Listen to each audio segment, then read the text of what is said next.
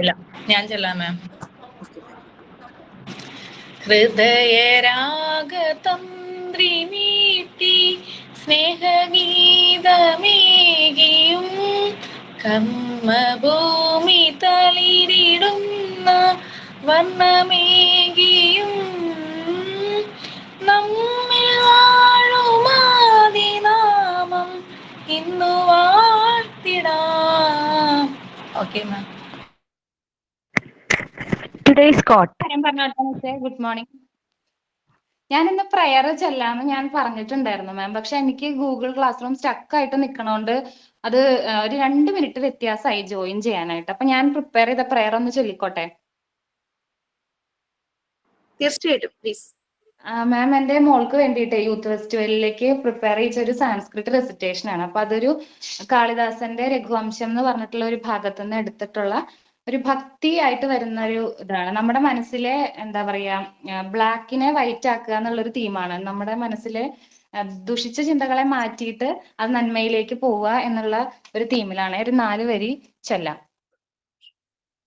അധാത്മന ശബ്ദഗുണം ഗുണജ്ഞ പദം വിമാനേന വിഗാഹമാന രത്നാകരം വീക്ഷ്യമിധ സജായാം രാമാഭിധാനോ ഹരിരിത്യുവാച വൈദേഹി പശ്യാമലയാത് വിഭക്തം മത്തേതുനാ ഭേലിനമംബുരാശിം ഛായാപഥേനേവ ശരത് പ്രസന്നം ആകാശമാവിഷ്കൃത ചാരുതാരം ഗുരോര്യക്ഷോ കപിലേന മേധ്യേ രസാതലേ സംഗ്രമിതേ തുരംഗേ തദർത്ഥമുർവീമവധാരയദ്ഭി പൂർവൈകിലായം പരിവർത്തിതോ ന ഗർഭം ദദത്യർക്കമരീചയോസ്മാത് വിവൃദ്ധിമത്രാശ്നുവദേവ സൂനേ അബിന്ധനം വൻഹിമസൗ ബിഭർത്തി പ്രഹ്ലാദനം ജ്യോതിരജന്യനേന. Thank you ma'am. Okay, very nice. Actually Sreelakshmi അതിന്റെ ഒരു കൺസെപ്റ്റ് പറഞ്ഞിട്ടുണ്ടായിരുന്നു. ഇതിന്റെ മീനിങ് കുറച്ചുകൂടെ ഒന്ന് എക്സ്പ്ലെയിൻ ചെയ്യാൻ പറ്റുമോ? മിസ്സേ, അത് മോൾക്ക് ഇങ്ങനെ ബൈഹാർട്ട് ചെയ്ത് പഠിക്കണ്ടെന്ന് പറഞ്ഞിട്ട് ഞാൻ അതിന്റെ തീമൊക്കെ നോക്കി കണ്ടുപിടിച്ചപ്പോ എനിക്ക് ഓരോ ലൈൻ ബൈ ലൈൻ്റെ മീനിങ് എനിക്ക് കിട്ടിയിട്ടുണ്ടായിരുന്നില്ല. ഈ കാളിദാസന്റെ രഘുവംശം എന്ന് പറഞ്ഞിട്ട് രാമനോട് ബന്ധപ്പെട്ടിട്ടുള്ള ശ്രീരാമജയം എന്നുള്ളൊരു തീമിൽ വരുന്നതാണ്. അപ്പൊ നമ്മുടെ മനസ്സിലുള്ള ദുഷിച്ച ചിന്തകളെ മാറ്റി നമുക്ക് നന്മയിലേക്ക് വരണം എന്നുണ്ടെങ്കിൽ അത് നമ്മൾ ഈശ്വരൻ എന്ന് പറഞ്ഞിട്ട് ഒരു കൺസെപ്റ്റിൽ തന്നെ വിശ്വസിക്കണമെന്ന് നിർബന്ധമില്ല എന്നാണ് പറയണത്. ഇപ്പൊ പല ജാതി ഉണ്ടല്ലോ, നമുക്ക് ഹിന്ദു ആണെങ്കിൽ, മുസ്ലിം ആണെങ്കിൽ, ക്രിസ്ത്യൻ ആണെങ്കിൽ നമ്മൾ പല പല വിഗ്രഹങ്ങളെ വെച്ച് ആരാധിക്കുന്നുണ്ട്. പക്ഷെ അങ്ങനെ പോലും ഈവൻ വേണമെന്നില്ല. പ്രകൃതി എന്ന് പറഞ്ഞ ഒരു പവറിൽ നമ്മൾ വിശ്വസിക്കുന്നുണ്ടെങ്കിൽ എന്തോ ഒരു ശക്തിയാണ് നമ്മളെ ഉൾപ്പെടെയുള്ള നേച്ചറിനെയും മനുഷ്യരെയും നിലനിർത്തുന്നത് എന്ന് മാത്രം വിശ്വസിച്ചാൽ തന്നെ ഒരു പരിധി വരെ നമ്മൾ ആ ഒരു ശക്തിക്ക് റെസ്പെക്ട് കൊടുക്കുകയും ചെയ്താൽ നമുക്ക് ദുഷിച്ച ചിന്തകളെ മാറ്റി നന്മയിലേക്ക് വരാം എന്നുള്ളതാണ് അതിന്റെ ഒരു briefing ma'am. Okay, very good. Thank you for sharing. Spiritual wellness അല്ലേ, some force is controlling all of us എന്നൊരു ഫീല്, ആ ഒരു ഹംബിൾനെസ് നമുക്ക്, അല്ലാതെ എന്റെ കഴിവ് കൊണ്ടെന്നുള്ളതല്ല, ആ ഒരു ഹംബിൾനെസ് നമ്മളിവിടെ ഉള്ളത് സം ഫോഴ്സ് ഇസ് ദർ, അതുകൊണ്ടാണ് നമ്മളുടെ നിലനിൽപ്പ്. Okay, very good. Okay, thank you so much. ഇനി എന്തെങ്കിലും ഉണ്ടോ തോട്ട് ഓഫ് ദ ഡേ പറയാൻ? Today's quotes. Dead people receive more flowers than the living ones because regret is stronger than gratitude. Anne Frank. Sign in ചെയ്യാം madam. A famous poetry by William Shakespeare. I am afraid. You say that you love rain, but you open your umbrella when it rains. You say that you love the sun, but you find a shadow spot when the sun shines. You say that you love the wind, but you close your windows when wind blows. This is why I am afraid. You say that you love me too. Thank you, madam. Simple words but powerful എന്ന് പറയുന്ന പോലെ അല്ലേ? Okay, nice.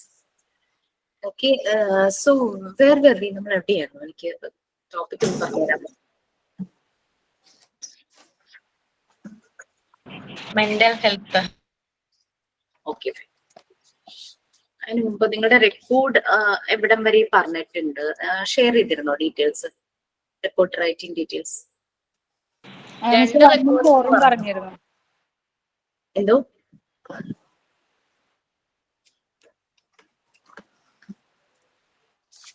മാം 2 റെക്കോർഡിന്റെ details പറഞ്ഞായിരുന്നു. My collection ബുക്കും പിന്നെ kids activity ബുക്കും എന്നുള്ളത്. അത് ചെയ്തോണ്ടിരിക്കുവായിരിക്കും അല്ലേ? അതിൽ തന്നെ എല്ലാവർക്കും ഒരു ഡൗട്ട് ഉള്ളത് ഒരു കലണ്ടർ അതിന്റെ അകത്ത് പറഞ്ഞിട്ടുണ്ട്, അതെന്താന്ന്? കലണ്ടർ നമ്മളുടെ ഇപ്പൊ നിങ്ങൾ 2025 ആണല്ലോ, 2025ന്റെ എക്സാക്ട് കലണ്ടർ തന്നെ ചെയ്യണം. അത് ഞാൻ ചെയ്തത് ഇംഗ്ലീഷ് കലണ്ടർ ആയിരുന്നു. പക്ഷെ കുറെ പേര് ചോദിച്ചു മലയാളം കൂടെ അതിനകത്ത്. നമ്മുടെ കലണ്ടറിൽ കാണാറുണ്ടല്ലോ ലെഫ്റ്റ് സൈഡ് കോർണറിലോ റൈറ്റ് സൈഡ് കോർണറിലോ ആയിട്ട് മലയാളം കൂടെ മാർക്ക് ചെയ്തോട്ടെ, പിന്നെ മറ്റേ അറബ് അതും കൂടെ മാർക്ക് ചെയ്തോട്ടെ എന്നൊക്കെ ചോദിച്ചു. അതൊക്കെ നിങ്ങളുടെ ഇഷ്ടം, you can design any way. But ഈ ഒരു പ്രസന്റ് ഇയറിലെ കലണ്ടർ ആയാൽ നന്നായിരിക്കും. പിന്നെ ഓരോ മന്തിലും നമ്മൾ ഒരു കുട്ടിയുടെ, അതായത് ചൈൽഡ് എഡ്യൂക്കേഷന് ഇമ്പോർട്ടൻസ് കൊടുത്തുകൊണ്ട്, അതിന് റെലവെന്റ് ആണെന്ന് കൊടുത്തുകൊണ്ട് ഒരു കോട്ട്, അല്ലെങ്കിൽ ചൈൽഡ് ലേബറിന് എഗെയിൻസ്റ്റ് ആയിട്ടൊരു കോട്ട്, ആ ഒരു രീതിയിലുള്ള കോട്ട് കൂടി ഉണ്ടെങ്കിൽ നന്നായിരിക്കും. ഞാൻ ചെയ്തത് കാണിച്ചു തരണോ? Yes ma'am. ഒരു മിനിറ്റ്.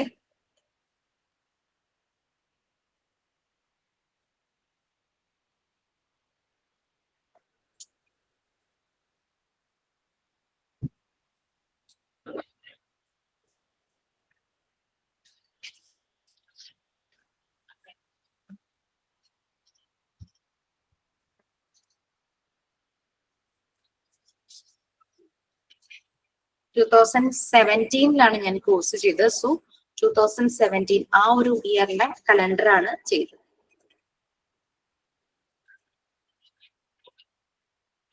ഫസ്റ്റ് മന്ത് ഞാൻ സിമ്പിൾ ആയിട്ട് കലണ്ടർ ചെയ്തത്, വലിയ ഡെക്കറേഷൻസ് അങ്ങനെയൊന്നും വന്നില്ല. ഫസ്റ്റ് മന്ത് എഴുതിയിട്ട് ഇവിടെ ഒരു റെക്ടാങ്കിൾ ബോക്സ് പോലെ വന്നതിൽ ഒരു കോട്ട്സ് എഴുതി, താഴെ ആ ഡേയ്സ്. ക്ലിയർ ആണോ?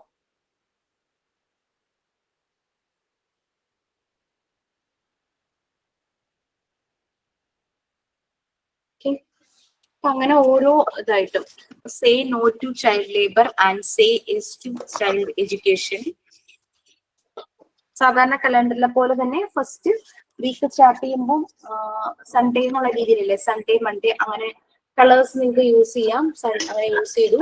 പിന്നെ നിങ്ങൾ അവധികൾ ഉണ്ടെങ്കിൽ അതൊക്കെ വേണമെങ്കിൽ ഒന്ന് ഹൈലൈറ്റ് ചെയ്യാം കേട്ടോ. ഞാൻ സൺഡേസ് മാത്രമാണ് ആ കളറിൽ കൊടുത്തത്, ബാക്കിയെല്ലാം ബ്ലൂ നമ്പേഴ്സ് ആയിട്ടാണ് കൊടുത്തത്. ഞാൻ ഹോളിഡേയ്സ് ഒന്നും മാർക്ക് ചെയ്തിട്ടില്ലായിരുന്നു. അതൊക്കെ ചെയ്യാം. അതൊക്കെ ചെയ്യുവാണെങ്കിൽ കുറച്ചുകൂടെ നല്ലൊരു കലണ്ടർ ആയിട്ട് വരും. പിന്നെ ഫെബ്രുവരി 2 സൈഡിലും, ഫെബ്രുവരി മാർച്ച് അങ്ങനെ 2 സൈഡിലും അങ്ങനെ ചെയ്ത് പോയി.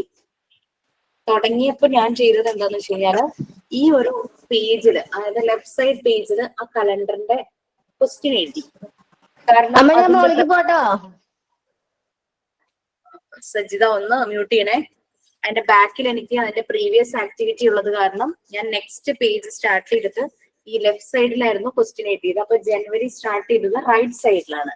അങ്ങനെ ഡിസംബർ വന്നപ്പോൾ ഡിസംബർ എൻഡ് ചെയ്തത് ലെഫ്റ്റ് സൈഡിലായിരുന്നു. ഡിസംബർ എൻഡ് ചെയ്യുന്നത് എന്റെ ലെഫ്റ്റ് സൈഡിലായി. അപ്പോൾ റൈറ്റ് സൈഡിൽ നിന്ന് പുതിയ ആക്ടിവിറ്റി ചെയ്യാൻ പറ്റാത്തതുകൊണ്ട്, ചെയ്യാൻ പറ്റുന്ന ഒരു സുഖമില്ലാത്തതുകൊണ്ട് ഞാനത് അവിടെ പറയാൻ മോണ്ടിസോറിയുടെ ഒരു കോട്ട് എഴുതി. അങ്ങനെ അത് ഫിനിഷ് ചെയ്തു. പിന്നെ പിക്ചേഴ്സ് നിങ്ങൾക്ക് വേണമെങ്കിൽ ആഡ് ചെയ്യാം. കുട്ടികളുടെ പിക്ചേഴ്സ്, അവരുടെ ഗ്രോത്തിന്റെ ഏതെങ്കിലും രീതിയിലുള്ള പിക്ചേഴ്സ്, അങ്ങനെയുള്ള രീതിയിൽ പിക്ചേഴ്സ് നിങ്ങൾക്ക് വേണമെങ്കിൽ ഇൻസേർട്ട് ചെയ്യാം. അതൊന്നും കുഴപ്പമില്ല. ഞാൻ അങ്ങനെയൊന്നും കാര്യമായ ഡിസൈൻസ് ഒന്നും ചെയ്തില്ല. സിമ്പിൾ ആയിട്ടുള്ള ഒരു കലണ്ടർ ചെയ്തത്. You can make it more beautiful. Okay, നല്ലപോലെ ഡിസൈൻ ചെയ്തിട്ടൊക്കെ ചെയ്യാം. പിന്നെ അറബ്, മലയാളം ഒക്കെ കൂടി വേണമെങ്കിൽ അതിനകത്ത് ഇൻക്ലൂഡ് ചെയ്യാം, അതിനകത്ത് കാണിക്കാം. നമ്മുടെ സാധാരണ ഇംഗ്ലീഷ് കലണ്ടറിൽ ഹൈലൈറ്റ് ചെയ്ത് കാണിക്കുന്നത് ഇംഗ്ലീഷ് ആ ഒരു ഡേയ്സ് ആണ്. ഇംഗ്ലീഷ് കലണ്ടറിൽ ഇപ്പം മറ്റേത് ഇങ്ങനെ അതിനകത്ത് ചെയ്ത് കാണിക്കുന്നുണ്ടല്ലോ, ആ ഒരു രീതിയിൽ. സോ ഇത്രയാണ് കലണ്ടറിന്റെ ഡീറ്റെയിൽസ് വരുന്നത്. മനസ്സിലായോ? പിന്നെ മറിയ മോണ്ടിസോറിയുടെ കോട്ട് ചെയ്തതും കുട്ടികളുമായി റിലേറ്റഡ് ആയിട്ടാണ്. അവർ കൂടുതൽ കോട്ട്സും അത് തന്നെയാണ് അവരുടെ. Do not erase the designs the child make in the soft wax of his inner life. Maria Montessori എന്ന് പറഞ്ഞ ഒരു കോട്ട് ഇട്ടിട്ടുണ്ടായിരുന്നു. ജസ്റ്റ് അത് ഇങ്ങനെ കോളംസ് ഒക്കെ. മരിയം മോണ്ടിസോറിയുടെ കോട്സ് ഒരുപാട് കോട്സ് വരുന്നുണ്ടോ കുട്ടികളുടെ? അതോ ഉണ്ട്, കുട്ടികളുടെ ഒരു കൂടുതലും ചൈൽഡ് എഡ്യൂക്കേഷൻ, ചൈൽഡ് അങ്ങനെ അങ്ങനെ കുട്ടികൾക്ക് ഫ്രീഡം കൊടുക്കണം, കുട്ടികളുടെ ഇൻസ്ട്രുമെന്റ്സ് അവരുടെ ഹാൻഡ്സ് ആണ്, അങ്ങനെയുള്ള രീതിയിലുള്ള കുറെ കോഴ്സ് ആണ് അവർ ചെയ്തിരിക്കുന്നത്. ഓക്കെ, വേണമെങ്കിൽ ആ കോഴ്സ് വേണമെങ്കിൽ കലണ്ടറിൽ ഇൻക്ലൂഡ് ചെയ്യാം. Child in pain is no gain, ഇതൊക്കെയാണ് ഞാൻ എഴുതിയിട്ടുള്ളത്. Child is meant to learn, not to earn. Children deserve better. Let children be children. പിന്നെ ചില മന്തില് കുട്ടികളുടേതായ ഇപ്പൊ നമ്മുടെ കഴിഞ്ഞ June 12 world day against child labour ആയിരുന്നു. അപ്പൊ ജൂണിലെ ആ ഒരു പേജില് ഞാൻ അത് സ്പെസിഫൈ ചെയ്തിട്ടുണ്ടായിരുന്നു. Kids deserve to be happy, healthy and safe. എന്നിട്ട് അതിന്റെ താഴെ തന്നെ June 12 world day against child labour എന്നും കൂടെ കൊടുത്തിട്ടുണ്ടായിരുന്നു. അങ്ങനെ കുട്ടികൾ റിലേറ്റഡ് എന്തെങ്കിലും ഡേയ്സ് ഒക്കെ വരുവാണെങ്കിൽ അതൊക്കെ വേണമെങ്കിൽ കാണിക്കാം. അതിൽ മാത്രമേ ഞാൻ അങ്ങനെ ചെയ്തിട്ടുള്ളൂ. Children are a wonderful gift. School is the best place to work. Small hands can handle a pen better. അങ്ങനെയുള്ളതൊക്കെയാണ് എഴുതിയിരിക്കുന്നത്. Don't ask children to take tool, instead send them to school. അങ്ങനെ റൈമിംഗ് ആയിട്ട് വന്നിട്ടുള്ളതും ഒക്കെയാണ് include ചെയ്തിരിക്കുന്നത്. Okay, clear ആയല്ലോ അല്ലെ calendar? Ma'am yes. അതെ, ഇടവിട്ടാണ് കേട്ടിരുന്നത്. അതെ, ചൈൽഡ് ലേബറിനെ കുറിച്ചും ചൈൽഡ് ബെഗിങ്ങിനെ കുറിച്ചുള്ള കോഡ്സ് ആണ് അതിന്റെ മേലെ എഴുതാൻ പറഞ്ഞത്.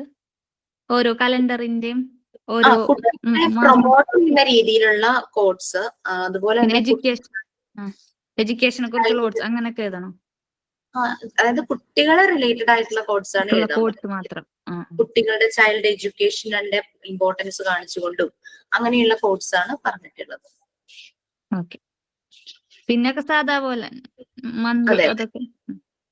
അതെ, നിങ്ങൾക്ക് ഇഷ്ടമുള്ളത് പോലെ അത് ഡിസൈൻ ചെയ്യാം. That's up to you. വേറൊരു റിവേഴ്സ് കളറിംഗ് ഇല്ലേ, അത് നമ്മൾ ചെയ്യണ്ട എങ്കിലും നമ്മൾ അറിഞ്ഞിരിക്കണമല്ലോ. റിവേഴ്സ് കളറിംഗ് അതെന്താണ് മാം?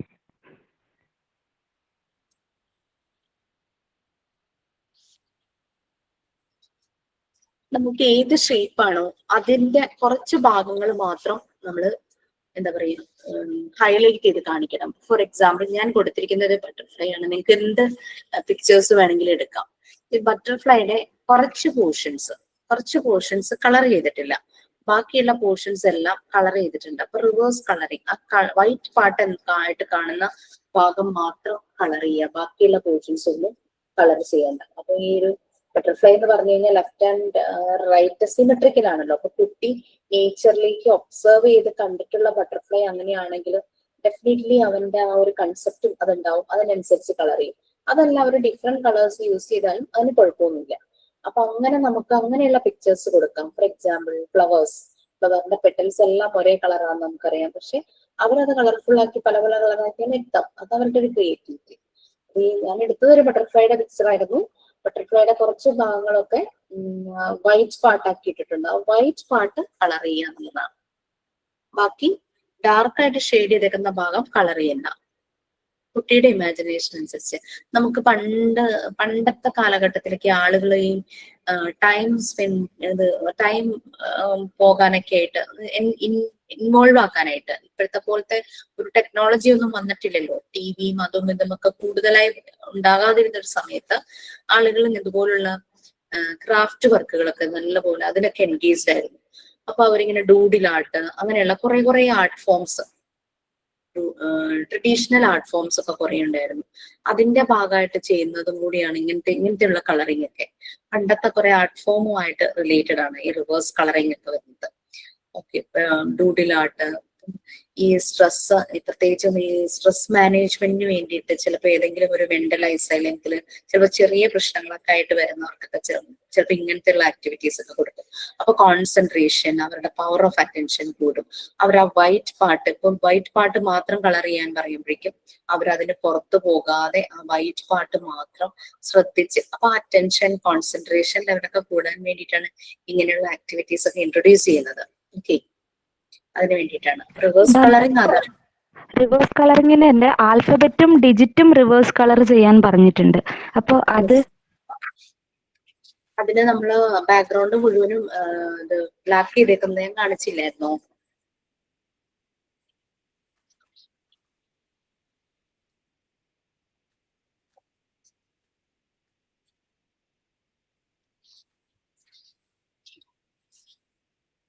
ആൽഫബറ്റ്സ് മാത്രമാണ് ഇങ്ങനെ എൻഹാൻസ് ചെയ്ത് കാണുന്നത് വൈറ്റ് ഷെയ്ഡില്.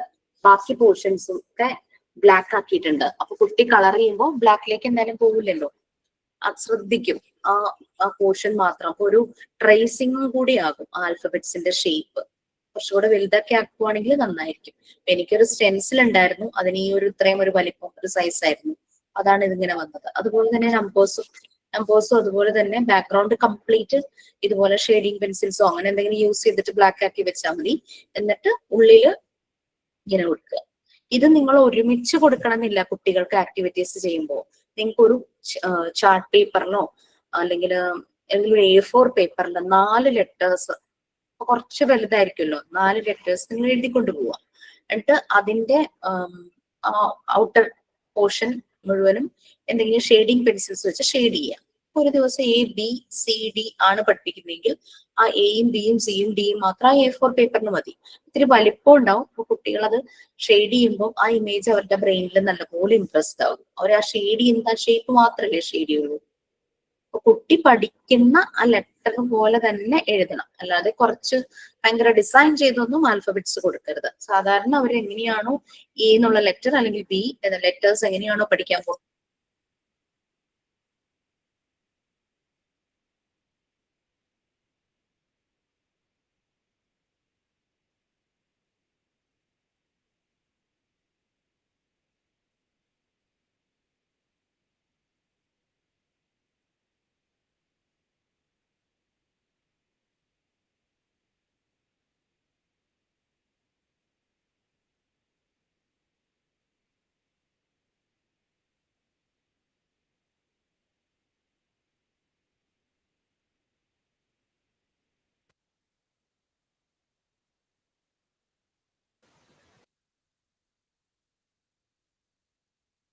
മിസ്സേ കേൾക്കുന്നില്ല, മൈക്ക് അൺമ്യൂട്ട്.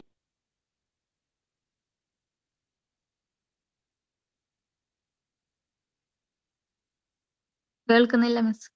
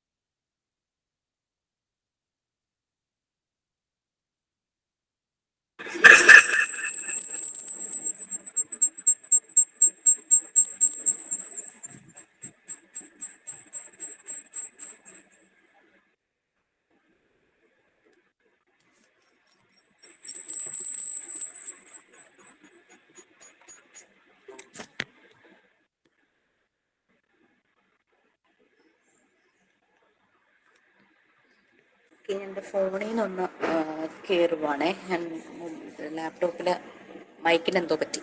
ഇപ്പൊ കേൾക്കാമോ? കേൾക്കാം മാം.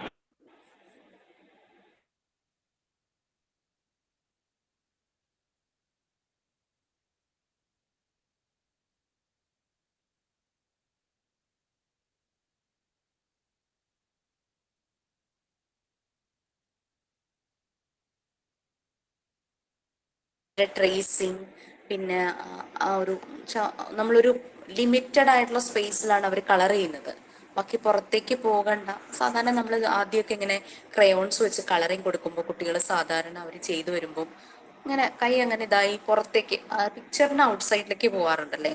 കുറേ കൂടെ അവർ പ്രാക്ടീസ് ചെയ്ത് വരുമ്പോഴാണ് അവർക്ക് പിക്ചറിന്റെ ഉള്ളിൽ തന്നെ കളർ ചെയ്യാൻ ആയിട്ട് അവർ പ്രാക്ടീസ് ആകുന്നത്.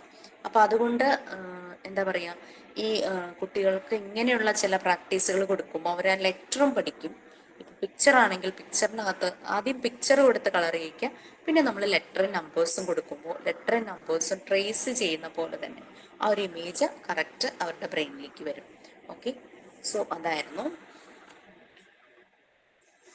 നിങ്ങളുടെ കയ്യിൽ എന്തായിട്ട് നോട്ട്സ് ഉണ്ടോ? നിങ്ങൾക്ക് കോൺവെർസേഷൻ എഴുതാനായിട്ട് പറഞ്ഞിട്ടുണ്ടല്ലോ, അപ്പൊ അതിൽ നമ്മൾ എന്താ ചെയ്യണ്ടേ?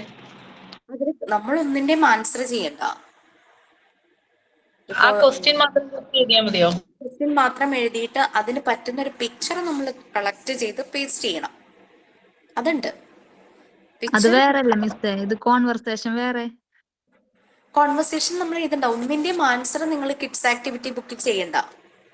അതെല്ലാം കുട്ടികൾ ചെയ്യേണ്ട ആക്ടിവിറ്റിയാണ്. അവരെ കൊണ്ട് റെക്കോർഡ് ചെയ്യിക്കാനല്ല കേട്ടോ. നമ്മളിപ്പോ ഒരു സ്കൂളിൽ പോകുമ്പോൾ ആ സ്കൂളിന്റെ ഒരു രീതിക്ക് അനുസരിച്ച് ആക്ടിവിറ്റീസ് ഇപ്പൊ കൊടുക്കാനുള്ള എല്ലാ ഫ്രീഡവും നമുക്കുണ്ടെങ്കിൽ നമുക്ക് ഇതുപോലുള്ള ആക്ടിവിറ്റീസ് കൊടുക്കാം.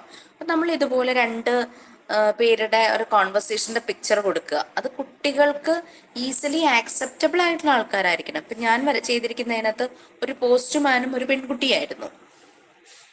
ഓക്കെ, അപ്പൊ പോസ്റ്റ്മാൻ ലെറ്റർ നീട്ടുന്നുണ്ട്. അപ്പൊ ഇത് കാണുമ്പോൾ ഇവർ ഇമാജിൻ ചെയ്യും. കുട്ടികളുടെ ഇമാജിനേഷൻ പവർ വളരെ കൂടുതലാണ്. ഇവർ ഇമാജിൻ ചെയ്തിട്ട് ഇവർ പറയും പോസ്റ്റ്മാൻ എന്താ ചോദിക്കുന്നതെന്ന് കുട്ടിയോട് ചോദിച്ചു കഴിഞ്ഞാൽ പോസ്റ്റ്മാൻ എന്താ ചോദിക്കുന്നതെന്ന് അവർ പറയും. കുട്ടി എന്താ മറുപടി പറയണേന്ന് ചോദിച്ചു കഴിഞ്ഞാൽ അവർ മറുപടി പറയും. അവരുടെ ഇമാജിനേഷൻ പവർ ഇംപ്രൂവ് ചെയ്യാൻ, അവരുടെ ക്രിയേറ്റിവിറ്റി ഇമാജിനേഷനും നമുക്ക് പുറത്തേക്ക് കൊണ്ടുവരാൻ വേണ്ടിയിട്ടാണ് നമ്മളിത് ചെയ്യിക്കുന്നത്. മനസ്സിലായോ? നമ്മൾ ഒരു ആക്ടിവിറ്റിയും ആൻസർ ചെയ്യേണ്ട, ബട്ട് നമുക്കറിയണം എങ്ങനെയാണ് അത് ചെയ്യേണ്ടതെന്നുള്ളത്. അതിനനുസരിച്ച് വേണം നമ്മൾ ഇതെല്ലാം കളക്ട് ചെയ്ത് നമ്മൾ പേസ്റ്റ് ചെയ്യാൻ. ഞാൻ ഈ പറഞ്ഞു തന്നിരിക്കുന്ന മാത്രമല്ല, നിങ്ങൾക്ക് വേറെയും കുറേ ആഡ് ചെയ്യാം. മനസ്സിലായില്ലേ? കുറേ കുട്ടികളുടെ ആക്ടിവിറ്റി ബുക്ക് പലതും വാങ്ങാൻ കിട്ടുന്നതൊക്കെ ഉണ്ടാവില്ല. അതൊക്കെ നോക്കും, ഒന്ന് റെഫർ ചെയ്യുക. റെഫർ ചെയ്യുമ്പോൾ നമുക്ക് കുറേ കിട്ടും. ഈ പറയുന്ന ഇപ്പോൾ വഴി കണ്ടുപിടിക്കുക, ഫൈൻഡ് ദ വേ എന്ന് പറഞ്ഞിട്ടുള്ളതല്ലേ, ഞാൻ ഒരെണ്ണേ പേസ്റ്റ് ചെയ്തിട്ടുള്ളൂ. നിങ്ങൾക്കത് ഡിഫറെന്റ് ചെയ്യാം. അവർക്ക് ഇഷ്ടപ്പെടുന്ന ഏതെങ്കിലും ക്യാരക്ടേഴ്സിനെ വെച്ചിട്ടോ അങ്ങനെയൊക്കെ ഡിഫറെന്റ് ആയിട്ട് ചെയ്യാം. കുട്ടിക്ക് സ്കൂളിലെത്താനുള്ള വഴി കാണിച്ചു കൊടുക്കുക, അല്ലെങ്കിൽ വീട്ടിലെത്താനുള്ള വഴി കാണിച്ചു കൊടുക്കുക.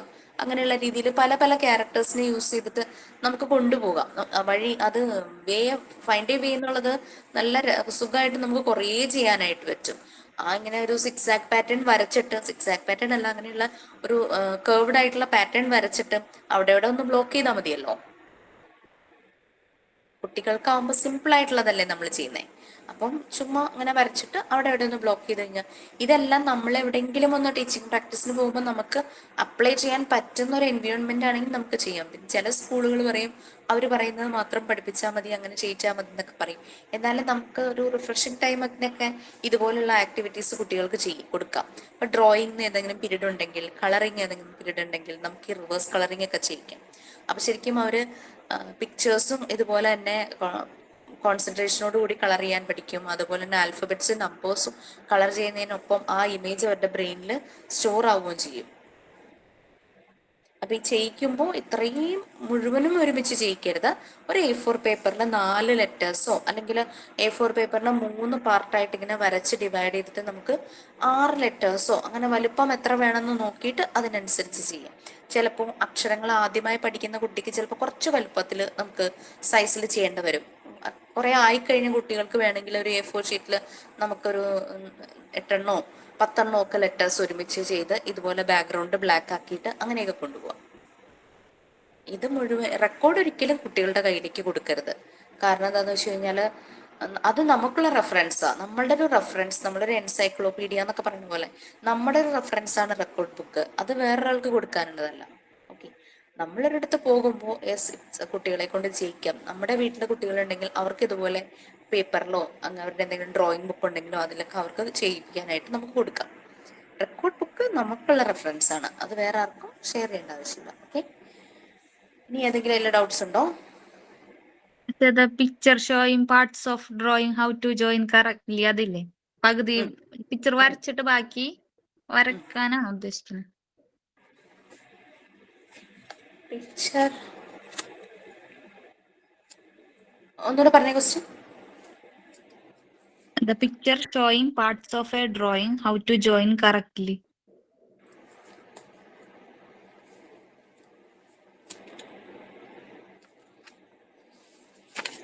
ഫസ്റ്റ് വന്നായിരുന്നു 5.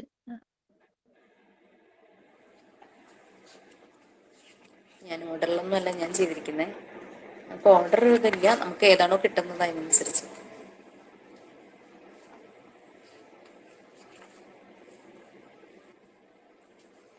ഒരു പിക്ചർ എടുക്കുക, അതിനെ പല പാർട്സ് ആയിട്ട് കട്ട് ചെയ്യാം. കട്ട് ചെയ്തിട്ട് അത് ഒരുമിച്ചാക്കുക എന്നുള്ളതാണ്. നമ്മൾ ജിക്സോ പസിലൊക്കെ പോലെ ഇല്ലേ, ഒരുമിച്ചാക്കുക ഒരു ആ രീതിയിൽ. ഇപ്പം ഞാനിവിടെ ഒരു എലിഫൻറ്റിനെ എടുത്തിരിക്കുന്നത്. എലിഫൻറ്റിൻ്റെ 4 പാർട്ടായിട്ട് കട്ട് ചെയ്തിട്ട് അവിടെ ആയിട്ട് നമുക്കിപ്പോൾ അത് വെറുതെ ബുക്കിൽ വെക്കാൻ പറ്റില്ല, നമുക്ക് പേസ്റ്റ് ചെയ്ത് തന്നെ വെക്കണം. നമുക്ക് പേസ്റ്റ് ചെയ്ത് വെക്കാം. നമുക്ക് പക്ഷേ കുട്ടികൾക്ക് കൊണ്ടുപോകുമ്പോൾ ലൂസായിട്ട് കൊണ്ടുപോയിട്ട് കുട്ടികളുടെ മുന്നിൽ വെച്ചിട്ട് അവരോടത് ഒരുമിച്ചാക്കാനായിട്ട് പറയണം. കറക്റ്റ് രീതിയിൽ കട്ട് ചെയ്ത് പോകണം. കാരണം കട്ട് ചെയ്യുന്ന ആ എഡ്ജസിലൊക്കെ ഷേപ്പിൽ ഒരു വ്യത്യാസങ്ങളൊക്കെ ഉണ്ടാവുമല്ലോ. അപ്പോൾ ആ ഷേപ്പ് നോക്കിയായിരിക്കും അവരിങ്ങനെ ജോയിൻ ചെയ്ത് വെക്കുന്നത്.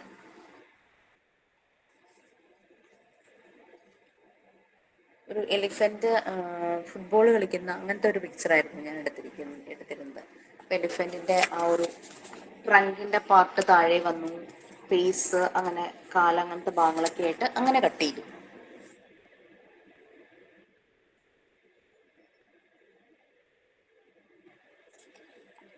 അതൊക്കെ എളുപ്പമുള്ളതാണല്ലോ. നമുക്ക് നല്ലൊരു പിക്ചർ കിട്ടിക്കഴിഞ്ഞ് കഴിഞ്ഞാൽ ഇവർ കംപ്ലീറ്റ് ചെയ്യുമ്പോൾ അവർക്ക് വളരെ ക്യൂരിയോസിറ്റി അല്ലെങ്കിൽ ഒരു ഇഷ്ടം തോന്നുന്ന പിക്ചറൊക്കെ ആണെങ്കിൽ, ആനയൊക്കെ ആകുമ്പോൾ കുട്ടികൾക്കൊക്കെ ഭയങ്കര ഇഷ്ടമാവുമല്ലോ.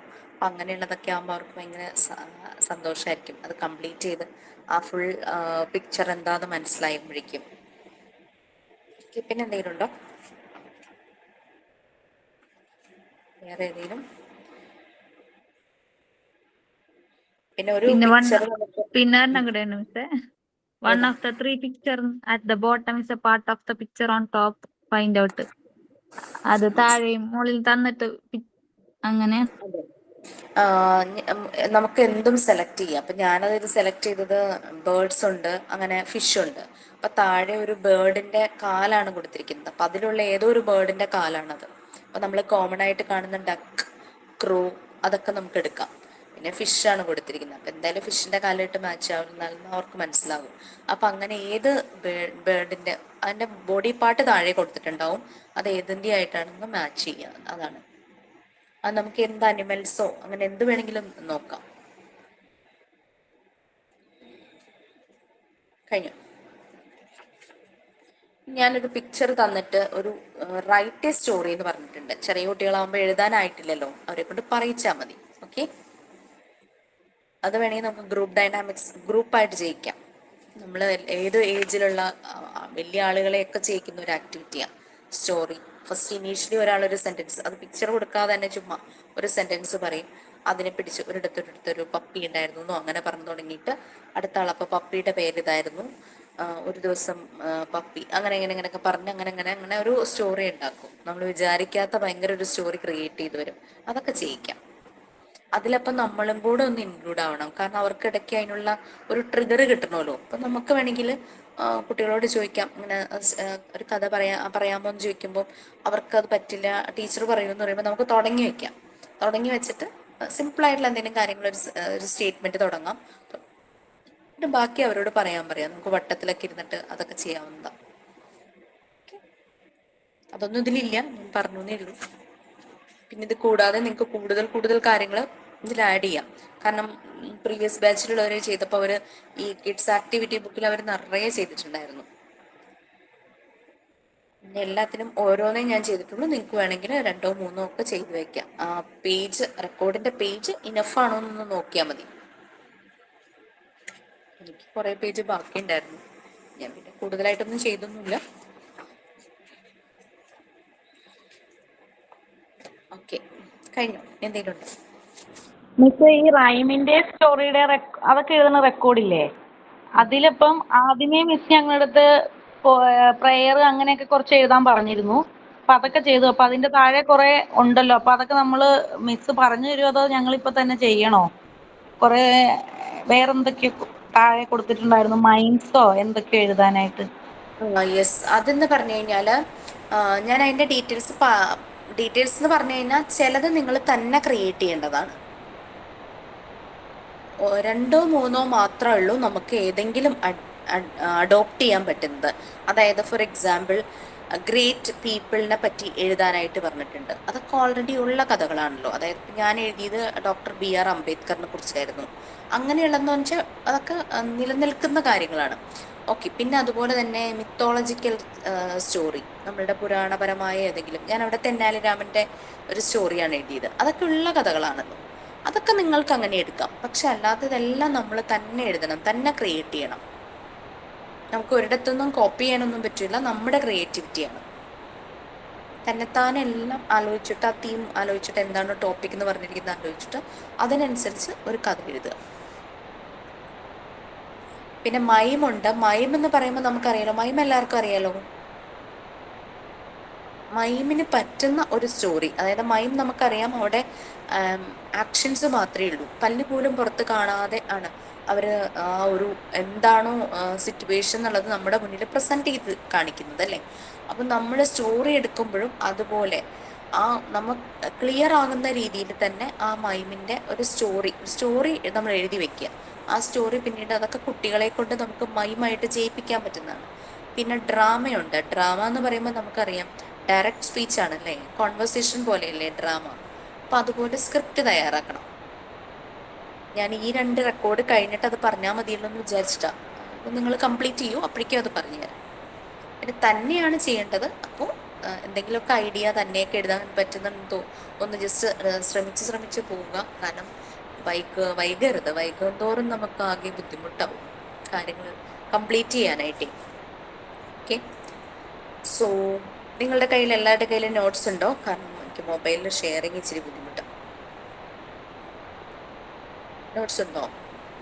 ഓക്കെ ആണോ? അല്ലെങ്കിൽ പിന്നെ ഞാൻ ഇൻസ്റ്റിറ്റ്യൂട്ടിലെ രാഖിയോട് പറഞ്ഞ് ഷെയർ ചെയ്യാൻ പറയണം. അതുകൊണ്ടാണേ. ഓക്കെ, സോ നമ്മൾ മെൻ്റൽ ഹെൽത്ത് ആൻഡ് ഹൈജീൻ എവിടെ വരെയായി? Mental health and mental hygiene പറഞ്ഞു. ഇനി മെന്റൽ ഹെൽത്ത് എന്നുള്ളതാണ്. ഓക്കെ, അപ്പം നമ്മൾ പറഞ്ഞിരുന്നു മീൻസ് ആൻഡ് എൻഡ്സ്. ഒന്ന് മീൻസ് ആണെങ്കിൽ മറ്റത് എൻഡ്സ് ആണ്, അതായത് എൻഡ് റിസൾട്ട്. ഇവിടെ നമുക്ക് മീൻസ് ആയിട്ട് വന്നത് മെൻ്റൽ ഹൈജീൻ, നമുക്ക് കിട്ടുന്ന end result mental health. Okay, അപ്പോൾ മെൻ്റലി നല്ല ഹെൽത്തി ആയിട്ടുള്ള ഒരാളെന്ന് പറഞ്ഞു കഴിഞ്ഞാൽ അതിൻ്റെ അർത്ഥം അയാൾ ഫുൾ ടൈം ഹാപ്പിനെസ് മാത്രം അയാളുടെ ലൈഫിലുള്ളതെന്നല്ല. പക്ഷെ വരുന്ന സ്ട്രെസ്സ് അതിനെയെല്ലാം മാനേജ് ചെയ്യാൻ പറ്റും. ടെൻഷൻസ് എന്തെങ്കിലും ഉണ്ടെങ്കിൽ അത് മാനേജ് ചെയ്യാനായിട്ട് പറ്റുന്നു, കോപ്പപ്പ് ചെയ്യാനായിട്ട് പറ്റുന്നു. അതാണ് മെൻ്റൽ ഹെൽത്തി ആയിട്ടുള്ള ഒരാളെന്ന് പറഞ്ഞു കഴിഞ്ഞാൽ. ഓക്കെ, ഇനി മെൻ്റൽ ഹെൽത്ത്. ഓക്കെ, ആരാ ഒന്ന് റീഡ് ചെയ്യാം ഫസ്റ്റ് പാരഗ്രാഫ്? ഞാൻ റീഡ് ചെയ്യാം മാം. Mental health. A healthy individual is not only physically healthy but is also mentally healthy. The modern concept of health extends beyond the proper functioning of the body.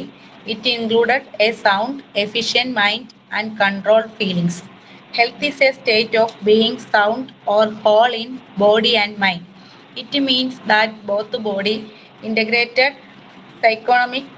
psychomatic units whose behavior is resolved by both physical and mental factors that contribute to the maintenance of physical health as well as social effectiveness. Okay, നമുക്ക് കാണാം health ആ ഒരു നാലാമത്തെ line വരുന്നില്ലേ, it means that both body and mind എന്നും കൂടെ ഒന്ന് ചേർക്കുക കേട്ടോ. It means that both body and mind. അപ്പോൾ ഒരു ഹെൽത്തി ഇൻഡിവിജ്വൽ എന്ന് പറഞ്ഞു കഴിഞ്ഞാൽ ഫിസിക്കലി മാത്രമല്ല ഹെൽത്തി, മെന്റലിയും ഹെൽത്തിയാണ്. WHO വേൾഡ് ഹെൽത്ത് ഓർഗനൈസേഷൻ ഹെൽത്തിന് തന്ന ഡെഫിനേഷൻ തന്നെ അതാണ്. അവരൊരു ഹെൽത്ത് ട്രയാങ്കിൾ നമ്മളുടെ മുന്നിലേക്ക് പ്രസന്റ് ചെയ്യുമായിരുന്നു. അതായത് ഒരു മനുഷ്യന്റെ ഫിസിക്കൽ, മെന്റൽ, സോഷ്യൽ ഹെൽത്തിന്റെ ബാലൻസ് ആണ് ആകെ ടോട്ടൽ ഹെൽത്ത് എന്ന് പറയുന്നത്. ഒരു കംപ്ലീറ്റ് ഹെൽത്തി ആയിട്ടുള്ള ഒരാളെന്ന് പറഞ്ഞു കഴിഞ്ഞാൽ ഫിസിക്കൽ, മെന്റൽ, സോഷ്യൽ ഹെൽത്തിന്റെ ബാലൻസ്, അത് ബാലൻസ് ചെയ്ത് പോവുക എന്നുള്ളതാണ്. സോഷ്യൽ എന്ന് പറഞ്ഞാൽ സോഷ്യലൈസ് ചെയ്യുന്നു, സോഷ്യൽ ഇന്ററാക്ഷൻ, സോഷ്യലി ആക്സെപ്റ്റബിൾ ആകുന്ന പേഴ്സൺ, സൊസൈറ്റിയിലേക്ക് കോൺട്രിബ്യൂട്ട് ചെയ്യുന്ന പേഴ്സൺ, ആ ഒരു രീതിയിലാണ് സോഷ്യൽ ഹെൽത്ത് പറയുന്നത്. ഓക്കെ, അപ്പൊ ഫിസിക്കൽ ഹെൽത്ത് മാത്രമല്ല മെന്റൽ ഹെൽത്തും കൂടിയാണ്. നമുക്കറിയാം നമ്മളുടെ ബോഡി നമ്മൾ ആവശ്യത്തിനുള്ള ന്യൂട്രീഷ്യസ് ആയിട്ടുള്ള ഭക്ഷണം എടുക്കുമ്പോൾ പ്രോപ്പർ ഫങ്ഷനിങ് നടക്കുന്നു. നമ്മുടെ എല്ലാ ഓർഗൻസിനും ആവശ്യമായിട്ടുള്ള ന്യൂട്രിയൻസ് നമ്മുടെ ഉള്ളിലേക്ക് കടക്കുന്നു. സോ ഓർഗൻസ് എല്ലാം നല്ല രീതിയിൽ വർക്ക് ചെയ്യുന്നു. നമുക്ക് സമയത്ത് ഉറങ്ങുന്നു, സമയത്ത് ഭക്ഷണം കഴിക്കുന്നു, ഫിസിക്കലി ഫിറ്റ് ആവാനായിട്ട് എക്സസൈസസ് ചെയ്യുന്നു. ഇതെല്ലാം നമ്മുടെ ഒരു സൗണ്ട് ബോഡി ആകാനായിട്ട് നമ്മളെ ഹെൽപ്പ് ചെയ്യും. അതേസമയം തന്നെ നമ്മുടെ മൈൻഡും സൗണ്ട് ആകാൻ, മൈൻഡും ഹെൽത്തി ആകാനായിട്ട് നമ്മളുടെ ഫീലിങ്സിനെ കൺട്രോൾ ചെയ്യാനായിട്ട് നമുക്ക് പറ്റണം. പല രീതിയിലുള്ള ഇമോഷൻസും ഫീലിങ്സും നമ്മളുടെ ഉള്ളിലൂടെ വരും അല്ലേ. അമിതമായ സന്തോഷം, അതുപോലെ തന്നെ വല്ലാത്ത ദുഃഖം, ചിലപ്പോൾ അത് ഡിപ്രഷനിലേക്ക് പോകാനുള്ള ചാൻസസ് ഉണ്ട്. അപ്പം അത് നമുക്ക് മാനേജ് ചെയ്യാൻ പറ്റണം. ഐ ക്യാൻ മാനേജ് ദിസ് എന്നൊരു ഫീല് നമുക്ക് വരണം. പലപ്പോഴും നമ്മുടെ ലൈഫിൽ ലോസസ് സംഭവിക്കും, ഫെയിലിയേഴ്സ് സംഭവിക്കും അല്ലേ. അപ്പൊ അതെല്ലാം നമുക്ക് മാനേജ് ചെയ്യാനായിട്ട് പറ്റണം. ഇനി ഈ മെന്റൽ ഹെൽത്ത് എന്ന് പറഞ്ഞു കഴിഞ്ഞാൽ ഇൻഡിവിജ്വൽ അല്ല. ഒരു വീട്ടിലിപ്പോൾ ഒരു പ്രശ്നം വരുമ്പോൾ ഒരു വ്യക്തി മാത്രമല്ല അത് അതിന്റെ ഇമ്പാക്റ്റിലൂടെ കടന്നു പോകുന്നത്. ആ വീട്ടിലുള്ളവരെല്ലാം ചിലപ്പോൾ നമ്മുടെ റിലേറ്റീവ്സ്, നമ്മുടെ ഫ്രണ്ട്സ്, എല്ലാവരെയും ബാധിക്കുന്ന എന്തെങ്കിലും ഒരു കാര്യമാണെങ്കിൽ അപ്പം എല്ലാവരും അതിൽ നിന്ന് റിക്കവറായി വരണം അല്ലേ. അപ്പൊ ഇൻഡിവിജ്വൽ അല്ല മെന്റൽ ഹെൽത്ത് എന്ന് പറയുന്നത്, അതൊരു ഗ്രൂപ്പുമായി റിലേറ്റഡ് ആണ്. അപ്പോൾ നമ്മുടെ വീട്ടിൽ ഒരാൾക്കൊരു വിഷമം വന്നാൽ നമ്മളെല്ലാവരെയും അത് ബാധിക്കും. നമ്മുടെ ഒരു ഫ്രണ്ടിനൊരു സങ്കടം വന്നു കഴിഞ്ഞാൽ നമുക്കും അതൊരു ഭയങ്കര വിഷമമായിരിക്കുമല്ലേ. എന്തിന് നമ്മളൊരു ട്രാജിക് എൻഡായിട്ടുള്ള ഒരു മൂവി കാണുമ്പോൾ നമുക്ക് കുറേ ദിവസത്തേക്ക് അത് നമ്മളെ ഹോണ്ട് ചെയ്യും. അതുകൊണ്ട് നമുക്കൊരിക്കലും ഒറ്റയ്ക്ക് ഹാപ്പി ആയിട്ടിരിക്കാൻ പറ്റില്ല. നമ്മുടെ ചുറ്റുമുള്ളവരെ കണക്ട് ചെയ്ത് വരുന്നുണ്ട് നമ്മുടെ ഹാപ്പിനെസ്. ഞാനൊരു അസൈൻമെന്റ് കൊടുക്കാറുണ്ടായിരുന്നു, നിങ്ങൾക്ക് തന്നോന്ന് എനിക്കറിയില്ല. The remote control of your happiness is in your hand. If anyone says anything and you feel very down, then the remote control of your happiness is in their hand. അങ്ങനെ ഒരു question കൊടുത്തിട്ടുണ്ടായിരുന്നു. നമ്മുടെ സന്തോഷത്തിന്റെ happiness നമ്മുടെ കയ്യിലാണ്. അത് നമ്മൾ ആരെങ്കിലും എന്തെങ്കിലും പറഞ്ഞു എന്ന് കേൾക്കുമ്പോഴേക്കും നമ്മളങ്ങ് ഡൗൺ ആവുകയാണെങ്കിൽ ദാറ്റ് മീൻസ് അവരുടെ കയ്യിലാണ്, അവരാണ് കൺട്രോൾ ചെയ്യുന്നത് എന്നുള്ള രീതിയിൽ. ബട്ട് നമുക്കൊരു പ്രാക്ടിക്കലി ഇതെപ്പോഴും പോസിബിൾ അല്ല അല്ലേ. സംടൈംസ് നമ്മൾക്ക് അതിനുള്ള ബോൾഡ്നെസ് ഉണ്ട്. ഞാനാണ് എൻ്റെ കാര്യം തീരുമാനിക്കുന്നത്, ഇറ്റ്സ് മൈ വിഷ് എന്നൊക്കെ പറഞ്ഞിട്ട് നമുക്ക് ചെയ്യാം. ബട്ട് സംടൈംസ് ചിലപ്പോൾ ചില സിറ്റുവേഷൻസിൽ നമുക്കത് പറ്റാതെ വരും അല്ലേ. ചിലപ്പോൾ അതായത് ഇങ്ങനെയുള്ള കേസസ്, ചിലരുടെ ദുഃഖം അത് നമ്മളും കൂടെ അതിൻ്റെ എമ്പത്തറ്റിക് ആയിട്ട് നമ്മൾ അതിനെ ചിന്തിക്കും, അവരുടെ സ്ഥാനത്ത് നിന്ന് ചിന്തിക്കും, അവരെ എന്താണ് നമുക്ക് സപ്പോർട്ട് ചെയ്യാൻ പറ്റുക എല്ലാം നമ്മൾ ചിന്തിക്കും അല്ലേ. സോ ദാറ്റ് ഇസ് ലൈക്ക് നമ്മൾ അവർക്കൊരു സൈക്കോളജിക്കൽ ഫസ്റ്റ് എയ്ഡ് കൊടുക്കാനായിട്ട് നമ്മൾ റെഡി ആവുന്നതാണ് അതിനൊരു അർത്ഥം. അതല്ല നമ്മളെ കൺട്രോൾ ചെയ്തുകൊണ്ട് നമ്മുടെ ഹാപ്പിനെസ്, അതാണ് ശരിക്കും ഈ ഒരു അസൈൻമെന്റ് ഉദ്ദേശിച്ചത്. നമ്മളെ ഒരാളിൽ നിന്ന് കൺട്രോൾ ചെയ്യുന്നു, അവർ പറയുമ്പോൾ നമ്മൾ ചിരിക്കണം, അവർ പറയുമ്പോൾ ഹാപ്പി ആയിട്ടിരിക്കണം, അവർക്ക് ഇഷ്ടമുള്ളത് നമ്മൾ ചെയ്യണം. ആ ഒരു രീതിയിൽ നമ്മൾ ആരെങ്കിലും കൺട്രോൾ ചെയ്യുകയാണെങ്കിൽ ദാറ്റ് ഇസ് നോട്ട് ഡൺ. അതാണ് ഉദ്ദേശിച്ചത്. ആ ഒരു റിമോട്ട് കൺട്രോൾ, അങ്ങനെ ഒരാളുടെ കയ്യിൽ റിമോട്ട് കൺട്രോൾ നമ്മൾ കൊടുക്കണമെന്നില്ല. ഓക്കെ, ചിലർ പറയണേക്കാം ചില ഫ്രണ്ട്സ് എന്ന് പറഞ്ഞു കഴിഞ്ഞാൽ എന്താ കണ്ണാടി പോലെ ആവണം നമ്മൾ പറയും അല്ലേ. ചെങ്ങാതി നന്നായാൽ കണ്ണാടി വേണ്ടെന്ന് നമ്മൾ പറയും. കാരണം അവർ പെട്ടെന്ന് നമ്മളെ കാര്യങ്ങൾ തിരിച്ചറിയും. നമ്മളൊരു മോശം ഔട്ട്ഫിറ്റിൽ പോയാൽ തന്നെ അവർ പറയും വേണ്ട, നീ ഇതിടണ്ട, നിനക്കിത് ചേരില്ല. അപ്പം നമുക്ക് അവരുടെ ആ ഒരു വിശ്വാസമാണ്. പക്ഷെ വേറെ ചില ഫ്രണ്ട്സ് ഉണ്ട്, എപ്പോഴും അവരെ അപ്രീഷിയേറ്റ് ചെയ്തുകൊണ്ടിരിക്കണം. അവരെ നമ്മൾ വിളിച്ചുകൊണ്ടിരിക്കണം, അവരെ പ്രൈസ് ചെയ്തുകൊണ്ടിരിക്കണം, അവരെ സന്തോഷിപ്പിച്ചുകൊണ്ടിരിക്കണം. അല്ലെങ്കിൽ അവർ നമ്മളോട് അകന്നു പോകും. അപ്പൊ അവരെ ഇങ്ങനെ പ്രൈസ് ചെയ്യുക, അവരെ സന്തോഷിപ്പിക്കുക, അങ്ങനെയുള്ള ഫ്രണ്ട്സിനെയൊക്കെ ഒഴിവാക്കുന്നതായിരിക്കും നല്ലതെന്ന് തോന്നുന്നു അല്ലേ? കാരണം എന്താണെന്ന് വെച്ചാൽ നമ്മൾ ഫുൾ ടൈം സ്ട്രെസ്ഡ് ആയിരിക്കും. അവരെ എപ്പോഴും സന്തോഷിപ്പിച്ചുകൊണ്ടിരിക്കണം, അവരെ എപ്പോഴും പുകഴ്ത്തിക്കൊണ്ടിരിക്കണം. ആ നീ കൊള്ളാം അങ്ങനെ ഇങ്ങനെയൊക്കെ പറഞ്ഞ ചുമ്മാ ഇല്ലെങ്കിൽ പോലും നമ്മൾ പുകഴ്ത്തിക്കൊണ്ടിരിക്കണം. അങ്ങനെയുള്ള ബന്ധങ്ങൾ ഒരു ചെറിയ ഡിസ്റ്റൻസ് കീപ്പ് ചെയ്യുന്നതാണ് നല്ലതെന്ന് തോന്നുന്നു. ഓക്കെ, നിങ്ങളൊന്ന് ആലോചിക്കും കേട്ടോ. ഇതൊക്കെ നമ്മുടെ ആ റിമോട്ട് കൺട്രോൾ ഹാപ്പിനെസ്. നമുക്ക് എപ്പോഴും ടെൻഷൻ ആയിരിക്കും അവരുടെ കൂടെ ഇരിക്കുമ്പോൾ. നമ്മളല്ലാതാവുമല്ലേ അങ്ങനെയുള്ള ഫ്രണ്ട്സിന്റെ കൂടെ ഇരിക്കുമ്പോൾ. നമ്മളായിട്ട് അക്സെപ്റ്റ് ചെയ്യുന്ന ഫ്രണ്ട്സ് ആണെങ്കിൽ അവിടെ ഭയങ്കര എന്താ പറയുക, ട്രാൻസ്പെറൻസി അല്ലേ, ഒരു സുതാര്യത ഉണ്ടാവും അവിടെ നമുക്ക് എന്തും ഷെയർ ചെയ്യാം. നമുക്കൊരു വിഷമം വന്നാൽ മറ്റേത് നമുക്ക് വിഷമം ഉണ്ടെങ്കിൽ നമ്മളങ്ങ് സപ്രസ് ചെയ്യും. നമ്മളെപ്പോഴും അവരെ കേട്ടോണ്ടിരിക്കുക, അവരെ സന്തോഷിപ്പിച്ചുകൊണ്ടിരിക്കുമ്പോൾ നമ്മുടെ വിഷമങ്ങൾ നമ്മളിങ്ങനെ സപ്രസ് ചെയ്തുകൊണ്ടിരിക്കും. അങ്ങനെയല്ല, നമുക്ക് ഇറ്റ്സ് ലൈക്ക് ഒരു ഫീൽ, ഒരു കംഫർട്ട് കിട്ടുന്ന ഒരു ഫ്രണ്ട് സർക്കിൾ, അങ്ങനെ ഒരു ദുരന്തം. അത് പലപ്പോഴും നമുക്ക് ചിലപ്പോൾ വീട്ടിലും കിട്ടാറുണ്ട്. നമ്മുടെ കസിൻസിന്റെ ഇടയ്ക്ക് ആ ഒരു വൈബ്, ഇപ്പൊ എന്താ പറയണേ, ഇനി വൈബ് എന്നല്ലേ, ആ ഒരു വൈബ് ഉണ്ടാകുന്നു അല്ലേ? സംടൈംസ് നമുക്ക് ഏതെങ്കിലും ഇപ്പൊ ഒരു ക്ലാസ് അറ്റൻഡ് ചെയ്യുകയാണെങ്കിൽ ക്ലാസ് റൂമിൽ വന്നിരിക്കുമ്പോൾ ആരെയും കാണുന്നില്ലെങ്കിൽ പോലും ഈ ഫീൽ ലൈക്ക് ഒരു സമാധാനം, അങ്ങനെ ഒരു ഫീൽ കിട്ടുന്നുണ്ടല്ലോ. അതുപോലെ തന്നെ, അല്ലെങ്കിൽ ചില പാട്ടുകൾ കേൾക്കുമ്പോൾ ഭയങ്കര ടെൻഷനായിരിക്കുമ്പോഴായിരിക്കും നമ്മളെന്നോ മറന്ന ഒരു പാട്ട് നമുക്ക് ഇഷ്ടപ്പെട്ടത് കേൾക്കുമ്പോൾ ഭയങ്കര ഒരു ആശ്വാസം. ഓക്കെ, അപ്പൊ അങ്ങനെ നമ്മളുടെ ഹാപ്പിനെസിന്റെ റിമോട്ട് കൺട്രോൾ അറിഞ്ഞുകൊണ്ട് വേറൊരാളുടെ കയ്യിൽ കൊടുക്കണ്ട. അതേസമയം ഇറ്റ്സ് ലൈക്ക് നമ്മളുടെ വീട്ടിൽ നമ്മൾ ചില കോംപ്രമൈസ് ഒക്കെ ഇഷ്ടത്തോടു കൂടെ ചെയ്യില്ലേ, അതൊരു റിമോട്ട് കൺട്രോൾ കൊടുത്ത പോലെയല്ലല്ലോ. It's like for them we are doing something. ഇപ്പൊ ലൈഫ് പാർട്ട്ണർ ആണെങ്കിലും കുട്ടികളാണെങ്കിലും, കുട്ടികൾ പറയുകയാണ്, ഇപ്പൊ നമ്മളൊരു ഡ്രസ്സ് എടുത്തിട്ട് എവിടെയെങ്കിലും പുറത്തു പോകാനായിട്ട് വരുമ്പോൾ കുട്ടികൾ പറയും, അമ്മ ഇത് ഇടണ്ട, വേറൊരു ഡ്രസ്സ് ഇട, അത് അമ്മയ്ക്ക് നല്ലതാന്ന് പറയുമ്പോൾ അതൊക്കെ ഒരു ആക്സെപ്റ്റൻസ് ആണ്, അതൊന്നും കുഴപ്പമില്ല. അല്ലെങ്കിൽ നമ്മുടെ ലൈഫ് പാർട്ട്ണർ പറയുന്നു, ഞാൻ അന്ന് വാങ്ങിയ ഡ്രസ്സ് ഇടാമോ എന്ന് ചോദിക്കുമ്പോൾ അത് ഇട്ടേ പറ്റൂ എന്നൊക്കെ പറഞ്ഞ അങ്ങനത്തെ അല്ലല്ലോ, ഒന്ന് ഇടാമോ എന്ന് പറയുമ്പോഴേക്കും അതൊക്കെ ഒരു സ്നേഹത്തിന്റെയും ഹാപ്പിനെസിന്റെയും ഭാഗമാണല്ലോ. ഓക്കെ, അപ്പോൾ മെന്റൽ ഹെൽത്ത് നമ്മളൊരു ഇൻഡിവിജ്വൽ മാത്രം ഉള്ളതല്ല, അതൊരു പലപ്പോഴും ഗ്രൂപ്പുമായിട്ട് അത് കണക്റ്റഡ് ആയിട്ട് വരും. ബോത്ത് ബോഡി ആൻഡ് മൈൻഡ് അതിൻ്റെ ഒരു ഹെൽത്ത് തന്നെയാണ്. പിന്നെ പലപ്പോഴും നമ്മൾക്ക് പല ഡിസ്റ്റർബൻസ് വരും. നമ്മുടെ ബ്രെയിനിലെ ചില ന്യൂറോട്ടിക് ചിലപ്പോൾ ഇന്റേണൽ കോൺഫ്ലിക്ട്സ്, ആരെങ്കിലുമായിട്ടൊരു വഴക്കൊക്കെ ഇടുമ്പോഴേക്കും നമുക്ക് ചിലപ്പോൾ ചില തലവേദനയൊക്കെ വരുള്ളൂ. നമ്മളുടെ ഉള്ളിൽ ചില ന്യൂറോ യൂണിറ്റ്സ് ഇങ്ങനെ കടന്ന് പ്രശ്നം ഉണ്ടാക്കണമെങ്കിലാണ് ആ ഒരു ഇത് വരുന്നത്. ആരെങ്കിലുമായിട്ടൊരു പ്രശ്നം, വഴക്കുണ്ടാവുമ്പോഴും, അല്ലെങ്കിൽ ആരെങ്കിലും നമ്മളോട് ഇച്ചിരി ഇൻഡിഫറൻ്റ് ആയിട്ട് പെരുമാറുമ്പോൾ, ആരുടെയെങ്കിലും ഒരു ബിഹേവിയർ നമ്മളെ ഒന്ന് മുറിപ്പെടുത്തുമോ, അങ്ങനെയൊക്കെ ചെയ്യുമ്പോഴേക്കും നമ്മൾ ഭയങ്കര മെന്റലി ഡൗൺ ആവും അല്ലേ. അപ്പോൾ ഇപ്പം നമ്മൾക്ക് അങ്ങനെ ഉണ്ടാകുന്ന ഒരു പ്രശ്നം എന്ന് പറയുന്നത് പലപ്പോഴും നമ്മുടെ ഫിസിക്കൽ മെന്റൽ ഫാക്ടേഴ്സുമായിട്ട് കണക്റ്റഡ് ആയിരിക്കും. അപ്പം ഇത് സോർട്ട് ഔട്ട് ചെയ്യാൻ നമ്മുടെ ഈ ഫിസിക്കൽ മെന്റൽ ഫാക്ടേഴ്സ് തന്നെ ധാരാളം മതി. ചിലരങ്ങനെ ടെൻഷൻസ് വരുമ്പോൾ അവർ ചിലപ്പോൾ ഒന്ന് നടക്കാനായിട്ട് പോകും, അല്ലെങ്കിൽ ഒരു ലോങ് ഡ്രൈവിന് പോകും, അല്ലെങ്കിൽ ചിലപ്പോൾ പാട്ടുകൾ കേൾക്കും, അല്ലെങ്കിൽ അല്പനേരം എവിടെയെങ്കിലും പോയിട്ടൊന്ന് ഒറ്റയ്ക്കിരിക്കും അല്ലേ. ഞാൻ ചെയ്യുന്നൊരു പൊട്ട സ്വഭാവം ഉണ്ടായിരുന്നു. ഞാൻ എന്തെങ്കിലുമൊക്കെ ഇങ്ങനെ കഴിച്ചുകൊണ്ടിരിക്കും ടെൻഷൻ വരുമ്പോൾ. എന്താ പറയുക, ഈ വറുത്തതൊക്കെ ലൈക്ക് ചിപ്സ് അങ്ങനെയുള്ള സാധനങ്ങളൊക്കെ. പിന്നെ എനിക്ക് മനസ്സിലായി that's not good for my health. നമ്മളൊന്ന് സ്ട്രെസ് റിലീഫ് ആകാൻ വേണ്ടി ചെയ്യുന്ന ഒരു ആക്ടിവിറ്റിയാണ്, നമ്മളിങ്ങനെ അറിയാതെ ഇങ്ങനെ കഴിച്ചുകൊണ്ടിരിക്കും, അത് ഹെൽത്തിന് നല്ലതല്ല എന്ന് മനസ്സിലായപ്പോൾ അതിങ്ങനെ മാറ്റി വെക്കുന്നുണ്ട്. പിന്നെ ചെയ്യുന്നത് കുക്കിംഗ് ആയിരുന്നു. അപ്പൊ നമ്മൾ അതിൽ ഭയങ്കരമായിട്ട് കോൺസെൻട്രേറ്റ് ചെയ്യും. എന്തെങ്കിലും ഒരു ഇഷ്ടപ്പെട്ട ഒരു സാധനം അതങ്ങ് കുക്ക് ചെയ്യുന്നു, കഴിക്കാൻ വേണ്ടിയിട്ടല്ല, നമ്മളൊരു ആക്ടിവിറ്റിയിലേക്ക് അങ്ങോട്ട് ഡീവിയേറ്റഡ് ആകും. ഓക്കെ, അപ്പൊ അങ്ങനെ ചെയ്യുമ്പോൾ പിന്നെ ആ ഒരു കുറച്ചൊരു റിലാക്സേഷൻ പോലെ നമ്മൾ, കാരണം കുക്കിംഗ് എന്ന് പറയുമ്പോൾ ഒത്തിരി പ്രൊസീജിയേഴ്സ് വരുമല്ലോ. അപ്പൊ നമ്മൾ അത് കുറേ നേരത്തേക്ക് നമ്മൾ അതിൽ നിന്നൊന്ന് മറ്റു പ്രശ്നത്തിൽ നിന്നൊന്നും റിലീവ് ആകും.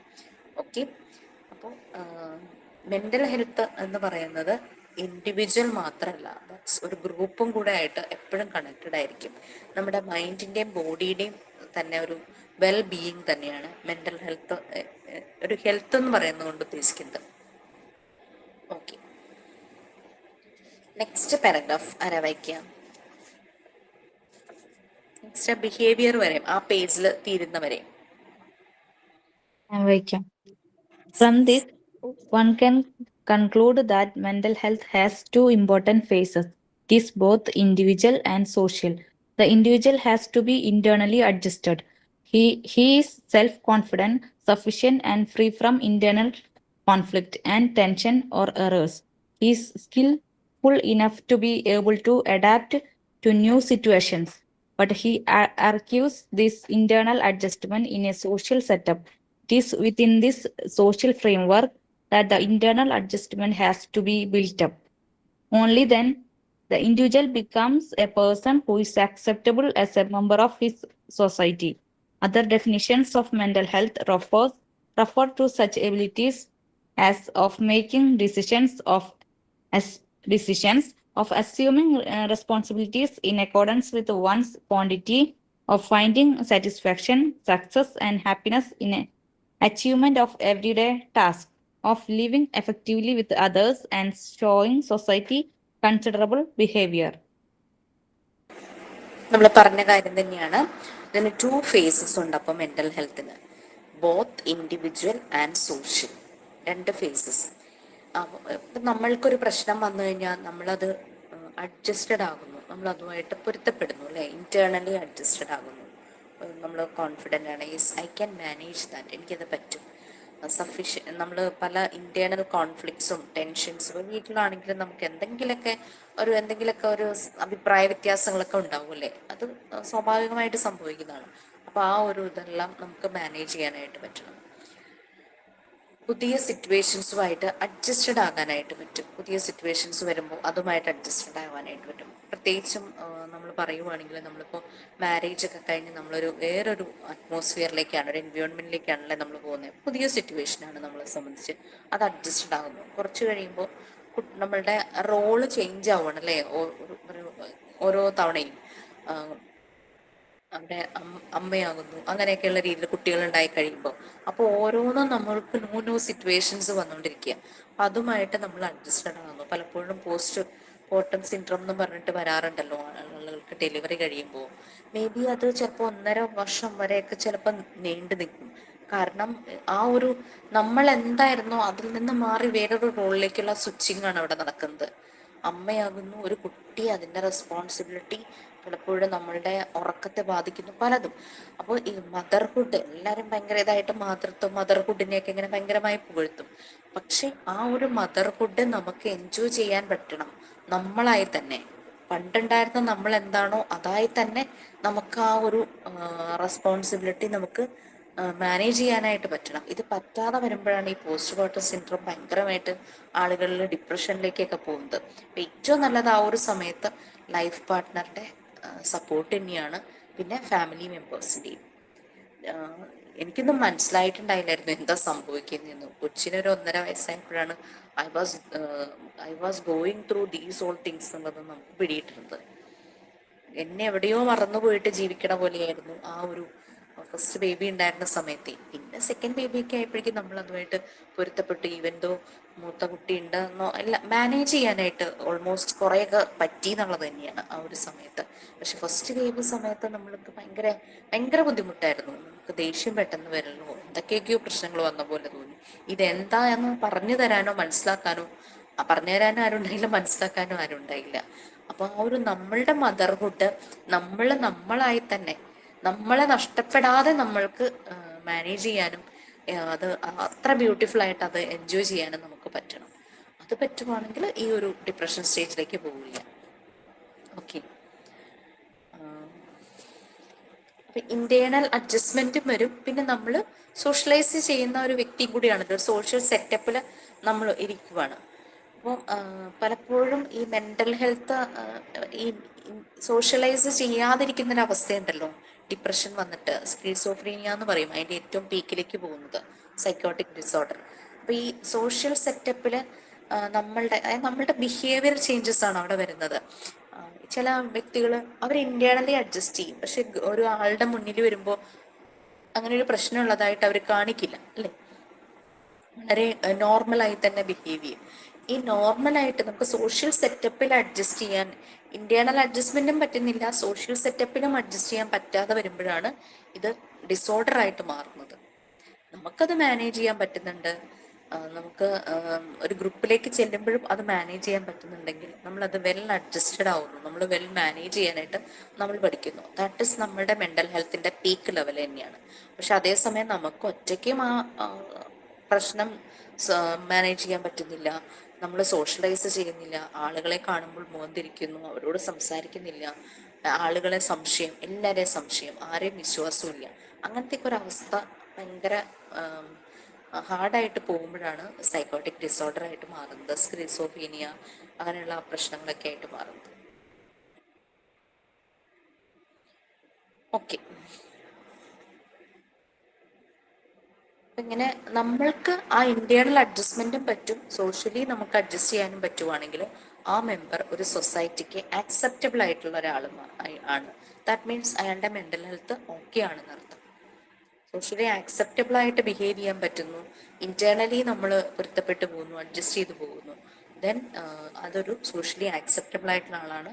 ദാറ്റ് മീൻസ് ആളുടെ മെന്റൽ ഹെൽത്ത് ഓക്കെ ആണ്. നമ്മളുടെ റെസ്പോൺസിബിലിറ്റി എന്താന്ന് നമ്മൾ മനസ്സിലാക്കുന്നു, നമ്മളത് ചെയ്യുന്നു, നമ്മൾ സാറ്റിസ്ഫൈഡ് ആകുന്നു, നമ്മൾ ചെയ്യുന്ന കാര്യത്തിൽ നമുക്ക് സക്സസ് ഉണ്ടാകുന്നു, അങ്ങനെയുള്ള ഹാപ്പിനെസ്. ഓരോരോ ടാസ്ക് ചെയ്യുമ്പോഴും നമ്മൾ കുറേ ഹാർഡായിട്ടുള്ള ഡേയ്സിലൂടെ കടന്നു പോയാലും നമ്മൾ ചെയ്യാൻ പറ്റുന്നത് നമ്മളുടെ ഒരു പൊട്ടൻഷ്യലിൽ നമ്മളെല്ലാം ചെയ്യുന്നു, നമ്മൾ ഹാപ്പി, ആ ഒരു ഹാപ്പിനെസ് നമുക്ക് ഫീൽ ചെയ്യുവാണെങ്കിൽ എഫക്റ്റീവായിട്ട് ലീവ് ചെയ്യുക, എന്താ പറയുക, സോഷ്യലി ആക്സെപ്റ്റബിൾ ആയിട്ടുള്ള ബിഹേവിയർ ആയിട്ട് എഫക്റ്റീവ്ലി ജീവിക്കുവാണെങ്കിൽ ദാറ്റ് മീൻസ് ആ ഒരു മെന്റൽ ഹെൽത്ത് നമുക്ക് ഓക്കെയാണ്. മാം, ഞാൻ ഒരു ഡൗട്ട് ചോദിച്ചോട്ടെ? മാം, ഇപ്പൊ പറഞ്ഞില്ലേ, ഇപ്പൊ നമ്മളുടെ കാര്യം നമ്മൾ തന്നെയാണ് ഓക്കെ ആണെന്ന്, മറ്റുള്ളവർ അതെങ്ങനെ ഐഡന്റിഫൈ ചെയ്യും മാം? ഇപ്പൊ നമ്മുടെ മാനസികാവസ്ഥ നമ്മളിലൂടെ അല്ല ഇപ്പൊ കടന്നു പോകുന്നത്. ഇപ്പൊ അതായത് ഇപ്പം എന്റെ മെന്റൽ ഹെൽത്ത് ഓക്കെ ആണെങ്കിൽ നമ്മളല്ലേ അത് മനസ്സിലാക്കുന്നത്, നമ്മളുടെ മനസ്സ് എങ്ങനെയാ പോകുന്നതെന്ന് നമ്മുടെ കാര്യം നമ്മൾക്കല്ലേ അറിയത്തുള്ളൂ. ഇപ്പൊ അത് മറ്റുള്ള ഒരാൾ, അതായത് നമ്മുടെ ഇപ്പം കൂടെയുള്ള ആള് അത് മനസ്സിലാക്കണമെന്നില്ലല്ലോ. അതെ. അപ്പം നമ്മളിപ്പം എനിക്ക് അങ്ങനെയാണ്, എനിക്ക് ഇങ്ങനെയാണെന്ന് മറ്റുള്ള ഒരാളോട് പറയുമ്പോഴത്തേനും അവരത് മനസ്സിലാക്കത്തില്ല. ഓ, അതൊക്കെ നിന്നെ തോന്നല, അല്ലെ അങ്ങനെ ഇങ്ങനെ എന്ന് പറയും. അപ്പൊ അവരത് സീരിയസ് ആയിട്ട് എടുക്കുകയില്ല. അതാണ് ആ ഒരു ആക്സെപ്റ്റൻസ്. നമ്മളുടെ പ്രശ്നം എംപതറ്റിക് ആയിട്ട് ആരും ചിലപ്പോൾ ആളുകൾ ചിന്തിക്കില്ല. അതായത് ഇങ്ങനെ ഒരു പ്രശ്നം ഉണ്ടാവും, കാരണം പറയില്ലേ, എന്റെ പേടിയായിരിക്കില്ല വേറൊരാളുടെ പേടി. എനിക്ക് പേടിയുള്ളത് ചിലപ്പോൾ അവരെ സംബന്ധിച്ച് സില്ലി കാര്യമായിരിക്കും, ഇതിനൊക്കെ എന്തിനാ പേടിക്കുന്നത്, അങ്ങനെ ചിന്തിക്കുന്നവരുണ്ടാവും അല്ലെ. അപ്പോൾ ഒരാളുടെ പേടി, ഒരാൾക്ക് ഡിപ്രഷൻ ഉണ്ടാവുന്ന കാര്യമായിരിക്കില്ല മറ്റൊരാൾക്ക്. അതുകൊണ്ടാണ് ആളുകൾ അങ്ങനെ അതൊക്കെ തോന്നലാന്ന് പറയുന്നത്. ഓക്കെ, ഇത് ചില സമയത്ത് നമ്മൾ പറയാതെ തന്നെ അല്ലെങ്കിൽ നമ്മളുടെ ഫോണിലൂടെ നമ്മളുടെ ശബ്ദം കേൾക്കുമ്പോൾ ചിലര് തിരിച്ചറിയാറില്ലേ, നിനക്ക് എന്തെങ്കിലും പ്രശ്നമുണ്ടോ, അങ്ങനെ ചോദിക്കുന്നവരും ഇല്ലേ? ചിലവരുണ്ട്. നമ്മൾ പറയാതെ തന്നെ നമ്മളുടെ അതാണ്, അവിടെയാണ് കാര്യം. പക്ഷെ പലപ്പോഴും നമുക്ക് നമ്മുടെ കൂടെയുള്ളവര് ചിലപ്പോ പ്രശ്നം മനസ്സിലാക്കില്ല. നമ്മൾ പറയുമ്പോൾ ഇതൊക്കെ എത്ര വലിയ കാര്യമാണോ, ആ ഒരു ജഡ്ജ്മെന്റലാണ് അത്. ഒരാളെ ജഡ്ജ് ചെയ്യാൻ, ശരിക്കും പറഞ്ഞാൽ ജഡ്ജ് ചെയ്യരുതെന്ന് തന്നെയാണ്. നമ്മൾ ശരിക്കും സെൽഫ് ജഡ്ജ്മെന്റിലാകാം, നമ്മളെ തന്നെ ജഡ്ജ് ചെയ്യാം. കാരണം പറഞ്ഞതുപോലെ ഇപ്പൊ ഒരു കുട്ടി വന്നിട്ട് ആ കുഞ്ഞിന്റെ ഒരു പേടി പറയുക, അപ്പൊ നമ്മൾ കുട്ടിയെ കളിയാക്കുക, ഇതിനൊക്കെ ഇത്ര പേടിക്കാനുണ്ടോ എന്ന് ചോദിക്കുവാണ്. അപ്പം ദാറ്റ് മീൻസ് അത് ആ കുട്ടിയുടെ ഫിയർ, അത് വേറൊരാൾക്ക് ഫിയർ ആയിരിക്കണം എന്നില്ല. അതെ, കുട്ടിക്ക് ഉണ്ടാകുന്ന പേടി വേറൊരാൾക്ക് ചിലപ്പോൾ അത് പ്രശ്നം ഉണ്ടാവില്ല. അപ്പൊ നമ്മള് കുട്ടിയുടെ സ്ഥാനത്ത് നിന്ന് ചിന്തിക്കുമ്പോൾ ഓ, അവൻ അത് ബുദ്ധിമുട്ടാണെന്നൊരു ഫീല് നമുക്ക് വന്നാൽ മാത്രമാണ് നമുക്ക് അവരെ സപ്പോർട്ട് ചെയ്യാൻ പറ്റുള്ളൂ. ഈ പറയുന്ന പോലെ നമ്മളുടെ ബുദ്ധിമുട്ട് ഒരാളോട് പറയുമ്പോൾ അയാൾക്കത് അതുപോലെ മനസ്സിലായില്ലെങ്കിൽ അവരോട് പറഞ്ഞിട്ട് കാര്യമില്ലല്ലോ. അതാണ് മാം, സമയത്ത് ഞാനിപ്പോ വലിയൊരു പ്രോബ്ലത്തിലാണ്. മാമിനത് അതിനൊരു പരിഹാരം പറയാൻ പറ്റുമെങ്കിൽ ഞാൻ ആ പ്രോബ്ലം ഒന്ന് പറയാം. അതായത് എന്റെ അമ്മയ്ക്ക് ഇപ്പൊ ഒരു 74 വയസ്സായി. അപ്പൊ അച്ഛൻ മരിച്ചിട്ട് 13 വർഷം കഴിഞ്ഞു. കേൾക്കുന്നുണ്ടോ മാം? കേൾക്കുന്നുണ്ട്, പറഞ്ഞോളൂ. അപ്പൊ അച്ഛൻ മരിച്ചിട്ട് ഇപ്പൊ 13 വർഷം കഴിഞ്ഞു. അപ്പൊ അമ്മ ഒറ്റയ്ക്കാ താമസിക്കുന്നത്. ഞങ്ങൾ മൂന്ന് പെൺപിള്ളാരും ഒരാണുമാണ്. പക്ഷെ ആങ്ങളെ മാറി താമസിക്കുകയാണ്. 10-25 വർഷമായിട്ട് മാറി താമസിക്കാം. വേറെ പ്രശ്നങ്ങളൊന്നുമില്ല. പക്ഷെ അച്ഛനും അമ്മയും താമസിച്ചപ്പോൾ ഇവരങ്ങ് മാറി താമസിച്ചു. അടുത്ത് തന്നെയാ താമസിക്കുന്നത്. അപ്പം ആങ്ങളയുടെ മോൻ വന്ന കൂട്ടുകിടക്കും അമ്മയ്ക്ക്, അച്ഛൻ മരിച്ചേ പിന്നെ. എന്നും മോൻ വലുതാണ്, അവന് ഇപ്പം ബികോം ഒക്കെ കഴിഞ്ഞ് നിൽക്കുക. അപ്പൊ അവനാ കൂട്ട് വന്ന് കിടക്കുന്നത്. അപ്പം വല്ലപ്പോഴും ഞങ്ങളുടെ വീട്ടിൽ മാറിയും മറിച്ചും ഒക്കെ നിൽക്കും. ഇപ്പൊ 10-13 വർഷമായിട്ട് അമ്മ തന്നെയാണ് താമസിക്കുന്നത്. കുഴപ്പമൊന്നുമില്ല. ഇപ്പൊ ഒരു മാസമായിട്ട് അമ്മയ്ക്ക് സ്വന്തമായിട്ട് എന്തോ മനസ്സിന് ഭയങ്കര ടെൻഷനും പേടിയും, എനിക്കെന്തോ സംഭവിക്കാൻ പോവാ, മാനസികമായിട്ട് അമ്മയ്ക്ക് ഒരു സമാധാനമില്ല. ഒരു ഇപ്പൊ ഒരു 10-20 ദിവസമായിട്ട് ഞാനിപ്പോ ക്ലാസ്സിൽ പോലും എനിക്ക് അതിനകത്ത് അറ്റൻഡ് ചെയ്യാനേ ബാക്കിയുള്ളത് പറ്റുന്നില്ല. ചുമ്മാ കിടന്ന് ആ സമയമാകുമ്പം വൈകുന്നേരമൊക്കെ ആകുമ്പോൾ ചുമ്മാ കിടന്ന് ബഹളം വെച്ചിട്ട് പറഞ്ഞു എനിക്ക് തീരെ വയ്യ, ഞാനിപ്പം മരിക്കും, അങ്ങനെ ഇങ്ങനെയാന്നൊക്കെ പറഞ്ഞ് ഭയങ്കരമായിട്ട് അങ്ങ് ബഹളം വെക്കുക. പക്ഷെ ഞങ്ങൾ കൊണ്ടുപോയി എല്ലാ ഹോസ്പിറ്റലിലും കൊണ്ടുപോയി എല്ലാം കൊണ്ടുപോയി ടെസ്റ്റ് ചെയ്തു. അതിന്റെ അറ്റ്ലീസ്റ്റ് എന്താ സോഡിയം വരെ ചെക്ക് ചെയ്തു. എല്ലാം നോർമലാണ്. അമ്മയ്ക്ക് ഒരു അസുഖവും ഇല്ല. ഫിസിക്കലായിട്ട് അമ്മയ്ക്ക് ഒരു പ്രശ്നവുമില്ല. പക്ഷെ ഇതെന്താ ഇങ്ങനെയെന്ന് അറിയത്തില്ല. ഞങ്ങൾക്ക് ഇപ്പം കഴിഞ്ഞ ഞായറാഴ്ച വരെ ഇതിന്റെ പുറകെ ഒരു 10-12 ദിവസമായിട്ട് നടന്ന് ഇങ്ങനെ പറഞ്ഞ് ലാസ്റ്റ് ഒരു സൈക്കാട്രിസ്റ്റിനെ കൊണ്ടുപോയി കാണിച്ചു. അവിടെ കൊണ്ടുപോയി കാണിച്ചപ്പോഴത്തന്നെ അവര് പറഞ്ഞു ഡിപ്രഷൻ ആയി പോയതാ, അതുകൊണ്ട് ഒരു ഗുളിക സ്റ്റാർട്ട് ചെയ്യണമെന്ന് പറഞ്ഞു. അമ്മ ഒരു 3-4 ദിവസം ആ ഗുളിക സ്റ്റാർട്ട് ചെയ്ത് കഴിച്ച് പിന്നെ അമ്മയ്ക്ക് ഭയങ്കര ക്ഷീണമാണ്. അമ്മ ഇങ്ങനെ ബോധം കെട്ട് കിടന്ന് അങ്ങ് ഫുൾ ഉറക്കവാ. അപ്പം ഈ 74 വയസ്സായെങ്കിലും അമ്മയുടെ വീട്ടിലെ എല്ലാ കാര്യം ഞങ്ങളെക്കാട്ടി മിടുക്കിയായിട്ടാ വീട്ടിലെ എല്ലാ കാര്യവും. ചെന്നാ 3-4 കൂട്ടം കറികളും വെച്ച് അമ്മയുടെ കാര്യം എല്ലാം പടുപടേന്നാ. മക്കളുടെ തോടി ഓടി വരികയൊക്കെ നിന്നോണ്ടിരുന്ന. എന്താന്നറിയത്തില്ല, ഒരു മാസമായിട്ട് അമ്മയ്ക്ക് ഭയങ്കരമായിട്ട് ഇങ്ങനെ മെന്റലി എന്താ നമുക്ക് അത് പറയാൻ പറ്റത്തില്ല. ആ ഒരു രീതിയായി. ഞങ്ങളിപ്പോ എന്ത് ചെയ്യണമെന്നുള്ള ആകപ്പാടുള്ള ഒരു മക്കള് 3 പേരും എന്തൊക്കെ ചെയ്തിട്ടും അമ്മയ്ക്ക് ഒരു തൃപ്തി ആകുന്നില്ലയോ, അത് എന്താന്ന് അറിയത്തില്ല. ഒരിടത്ത് നിൽക്കുമ്പോ അവിടെ നിൽക്കാൻ പറ്റുന്നില്ല എന്ന് പറഞ്ഞ് അടുത്ത ആളത്ത് പോകും. ഇപ്പൊ കഴിഞ്ഞ ആഴ്ച മുഴുവൻ എൻ്റെ അടുത്തായിരുന്നു. അത് കഴിഞ്ഞ് ഇപ്പൊ ചേച്ചിയുടെ വീട്ടില, ഇപ്പൊ ആങ്ങളയുടെ വീട്ടില. ഇങ്ങനെ അമ്മ ചുമ്മാ ഓരോ സീൻ ഉണ്ടാക്കുവാണോ എന്താന്ന് നമുക്ക് ഐഡന്റിഫൈ ചെയ്യാൻ പറ്റില്ല. കാരണം ഇങ്ങനെയുള്ള റോളൊന്നും നമ്മൾ ആദ്യമായിട്ടാണ് കൈകാര്യം ചെയ്യുന്നത്. അപ്പൊ അത് ക്ലിനിക്കൽ സൈക്കോളജിസ്റ്റിനെ കാണിക്കാമോ? സൈക്യാട്രിസ്റ്റിനെ കാണിക്കാതെ ക്ലിനിക്കൽ സൈക്കോളജിസ്റ്റിനെ കാണിക്കണം. അപ്പൊ അദ്ദേഹം മെഡിസിൻസിനേക്കാളും ആവശ്യമുള്ളത് എന്താന്ന് നോക്കും. തെറാപ്പി സെഷൻസോ എന്തെങ്കിലും ആക്ടിവിറ്റീസോ അങ്ങനെ ഫുൾ കേട്ടതിന് ശേഷമാണ് അവര് തീരുമാനിക്കുള്ളൂ നെക്സ്റ്റ് സ്റ്റെപ്പ് എന്താണെന്നുള്ളത്. മെഡിസിൻ കൊടുത്ത് ശരിക്കും അത് ഉറങ്ങി പോവല്ലേ. അപ്പൊ തന്നെ അതെ മനസ്സിലായില്ലേ നമ്മുടെ ആ ഇന്റർവെൻഷൻ ശരിയായില്ല എന്നുള്ളത്. അതെ സൈക്യാട്രിസ്റ്റിനെ കാണിച്ചതാണ്. ക്ലിനിക്കൽ സൈക്കോളജിസ്റ്റിനെ, ഇതുപോലെ തെറാപ്പികൾ അറിയുന്ന ക്ലിനിക്കൽ സൈക്കോളജിസ്റ്റിനെ കാണിക്കണം. സ്ഥലം എവിടെയാ? ചങ്ങനാശ്ശേരി കോട്ടയം. അവിടെ ആരെ അറിയില്ല. പെരുമ്പാവൂര് കോഴിക്കോടൊക്കെയാണ് ഞാൻ പറഞ്ഞത്. ഇത്രയും പ്രായത്തില് അങ്ങനെ സൈക്കാട്രിസ്റ്റിനെ കാണിച്ചിട്ട് മെഡിസിൻ കൊടുക്കുന്നത് അത്ര നല്ലതല്ല. അത് കൂടുതൽ ഡിപ്രഷൻ ആവുകയാണ് ചെയ്യാന്നാണ് എനിക്ക് തോന്നുന്നത്. ഈ പ്രായത്തില് സൈക്കാട്രിസ്റ്റ് മെഡിസിൻ എന്ന് പറഞ്ഞാൽ തന്നെ അത് നമ്മളുടെ ഇങ്ങനെ ഒരു സ്തംഭിപ്പിക്കണ ഒരു തരം ഇതാവുമല്ലോ തലച്ചോറിനൊക്കെ. അപ്പൊ അത് മന്ദത കൂടുതൽ അല്ല ഒരു മാം ഇത് പറഞ്ഞോ. മിസ്സേ, ഞാനൊരു കാര്യം പറഞ്ഞോട്ടെ? പറഞ്ഞു. മിസ്സേ, ഇതിപ്പോ ഇങ്ങനെ പറഞ്ഞു കേട്ടപ്പം ഓൾറെഡി നമ്മൾ ആരും അങ്ങനെ ചിന്തിക്കാറില്ല. പക്ഷെ എന്റെ ഒരു കൂട്ടുകാരി ഉണ്ടായിരുന്നു ഇതുപോലെ. പക്ഷെ ആ കൂട്ടുകാരിക്ക് പെട്ടെന്ന് ഒരു സുപ്രഭാതത്തില് ആള് ഡൗൺ ആയി പോവായിരുന്നു. അപ്പൊ ഞങ്ങൾ എന്താന്ന് അന്വേഷിച്ചിട്ട് ഒന്നും ഒരു പിടിയും കിട്ടില്ല. അപ്പൊ ഒരു ദിവസം ഞങ്ങള് കൂട്ടുകാരെല്ലാം കൂടെ കൂടിയിട്ട് ഇവളെയും കൂട്ടിയിട്ട് ഒരു ഔട്ടിങ്ങിന് പോയി കഴിഞ്ഞിട്ട് ഇങ്ങനെ സംസാരിച്ചു കഴിഞ്ഞപ്പം അവള് ശരിക്ക് അവളുടെ അങ്ങനെ ആവണമെന്നില്ല, എന്നാലും ഞാൻ പറയാം, അവളുടെ ചേച്ചിയുടെ ഹസ്ബൻഡ് മിസ്യൂസ് ചെയ്യുന്നതിന്റെ ഒരു ഭാഗമായിട്ടായിരുന്നു ആ കുട്ടിക്ക് ഇങ്ങനെ സംഭവിച്ചത്. പക്ഷെ അവളത് പുറത്ത് ആരോടും പറയാൻ പറ്റാത്തൊരവസ്ഥ. കാരണം ഉപ്പാനോടോ ഉമ്മാനോടോ പറയാൻ പറ്റില്ല, ആരോടും പറയാൻ പറ്റാത്തൊരവസ്ഥയാണല്ലോ. എന്നിട്ട് ആ കുട്ടിക്ക് അങ്ങനെ വന്ന് പിന്നെ ഞങ്ങൾ അതിനെക്കുറിച്ച് ഞങ്ങൾക്കും പിന്നെ ഇത് കേട്ട് കഴിഞ്ഞപ്പോ അത് ആരോടാ പറയേണ്ടത് ഞങ്ങൾക്കും അറിയാൻ വയ്യാണ്ടായി. പിന്നെ ഞാൻ ചെന്നിട്ട് എന്റെ അമ്മയടുത്ത് ഇങ്ങനെ പറഞ്ഞു, അമ്മ ഇങ്ങനെ ഒരു സംഭവം ഉണ്ട്, എന്താ ചെയ്യാ, അവൾ എങ്ങനെയാന്ന് അതിന് നമുക്കൊന്ന് റിക്കവർ ചെയ്തെടുക്കാൻ പറ്റിയാന്ന് ചോദിച്ചപ്പം അമ്മ പറഞ്ഞു, നിങ്ങള് അവളുടെ ഉമ്മാനോട് സംസാരിക്കുക. കാരണം വലിയവർ ഇടപെടുമ്പോൾ അത് വലിയ പ്രശ്നങ്ങളായിട്ട് മാറും. അപ്പൊ നിങ്ങൾ തന്നെ അത് കൈകാര്യം ചെയ്യാൻ പറ്റുമെന്ന് നോക്കാൻ പറഞ്ഞു. പിന്നെ ഞങ്ങളെ ഉമ്മയോട് സംസാരിച്ചപ്പോ ഉമ്മ പറഞ്ഞു, ഞാൻ എങ്ങനെ പറയും, മൂത്ത മകളുടെ ഭർത്താവായി പോയില്ലേ, എങ്ങനെ പറയും എന്ന്. അപ്പൊ പറഞ്ഞു, അതൊന്നും നോക്കണ്ട ഉമ്മ, എങ്ങനെയെങ്കിലും ഇത് നമുക്ക് ശരിയാക്കണം എന്ന് പറഞ്ഞിട്ട് പിന്നെ അവളോട് തന്നെ ഞങ്ങൾ പറഞ്ഞു, ഇനി പറയുമ്പോ നീ എതിർക്ക്.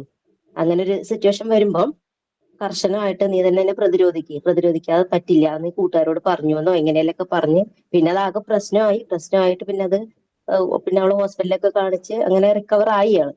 ഇപ്പൊ മാരീഡ് കഴിഞ്ഞ് സുഖമായിട്ട് ജീവിക്കുന്നു. അപ്പൊ അങ്ങനെ ആവില്ല. എന്നാലും ഞാനിപ്പോ ജസ്റ്റ് ഇതിങ്ങനെ കേട്ടപ്പോ എനിക്കൊരു പെട്ടെന്നൊരു ഉള്ളിലൊരു അങ്ങനെ അനുഭവം നമുക്കുള്ളത് കൊണ്ടേ അങ്ങനെ. പിന്നെ നമ്മുടെ ബോഡിയിലെ കെമിക്കൽസിന് ഭയങ്കര ചേഞ്ചസ് ഒക്കെ വരുമ്പോഴും ഇതുപോലെ പ്രശ്നങ്ങൾ ഉണ്ടാകാം. ഡിപ്രഷൻ ഇതിലേക്ക് മാം ഞാൻ പറഞ്ഞില്ലേ, നമ്മള് ഫുൾ ബോഡി ചെക്കപ്പും ഫുൾ ബ്ലഡ് ടെസ്റ്റും എല്ലാം ചെയ്തു. അമ്മ എല്ലാം നോർമലാ. ഒരു തുള്ളി പ്രഷർ വേരിയേഷൻ മാത്രമേ ഉള്ളൂ. അതിന് അരമുറി ഗുളിക വൈകിട്ട് വെച്ച് കഴിക്കുന്നുണ്ട്. അല്ലാതെ വേറെ ഒരു കുഴപ്പവും അമ്മയ്ക്കില്ല.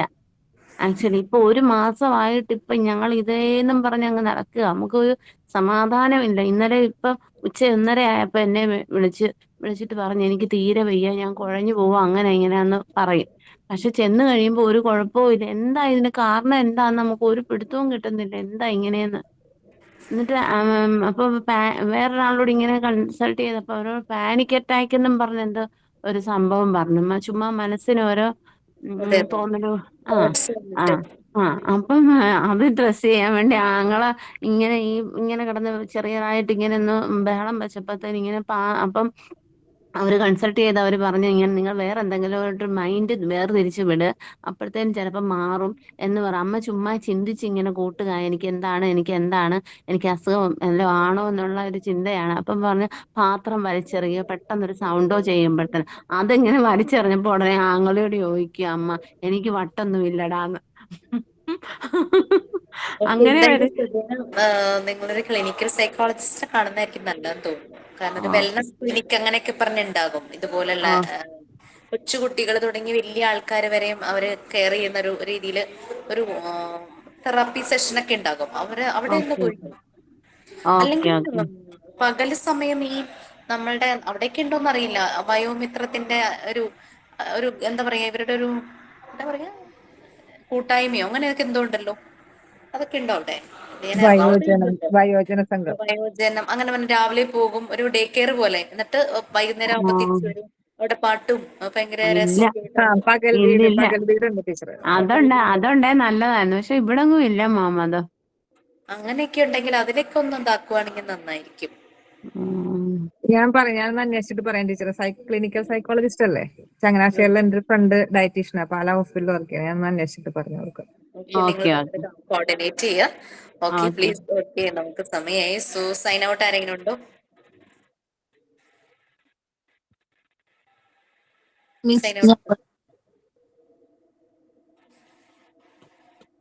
Today we discussed about mental health and hygiene. Mental health and mental hygiene are closely related but distinct concepts.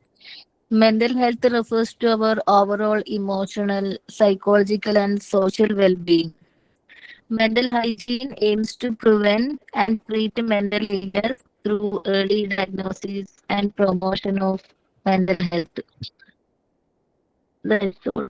Thanks, Disha ma'am, for your good class. Thank you, friends. Thank you, ma'am.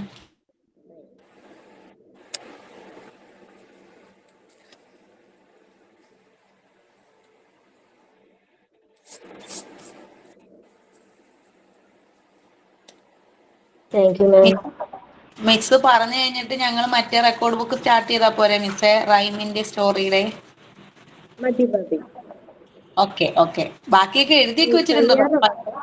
തയ്യാറാകുമ്പോ പറയണേ, അല്ലെങ്കിൽ നിങ്ങൾ വെറുതെ ഇങ്ങനെ ഇരിക്കട്ടെ. പെട്ടെന്ന് തീരുവാണെങ്കിൽ അത്രയും നല്ലതല്ലേ? ആദ്യത്തെ ഓൾമോസ്റ്റ് തീർന്നു, രണ്ടാമത്തതും ഇനി 1-2 ഒക്കെ ഉള്ളൂ. ബാക്കിയൊക്കെ എല്ലാം ചെയ്തു. എനിക്ക് തോന്നുന്നു നെക്സ്റ്റ് വീക്കിലെ ക്ലാസ്സിൽ നമുക്ക് പറയാനായിട്ട് പറ്റുമായിരിക്കും. ചെയ്യാൻ പറ്റുന്നവർ ചെയ്യട്ടെ. ഓക്കെ. ബാക്കി പ്രയർ മിസ് പറഞ്ഞൊക്കെ തന്നെ എഴുതണ്ട, അതൊക്കെ ഞങ്ങൾ ആദ്യമേ എഴുതി വെച്ചിട്ടുണ്ട്. ഇനിയിപ്പോ ബാക്കിയുള്ളതും കൂടി മതി. മിസ് പറഞ്ഞ ഇനി ചെയ്യാലോ എന്ന്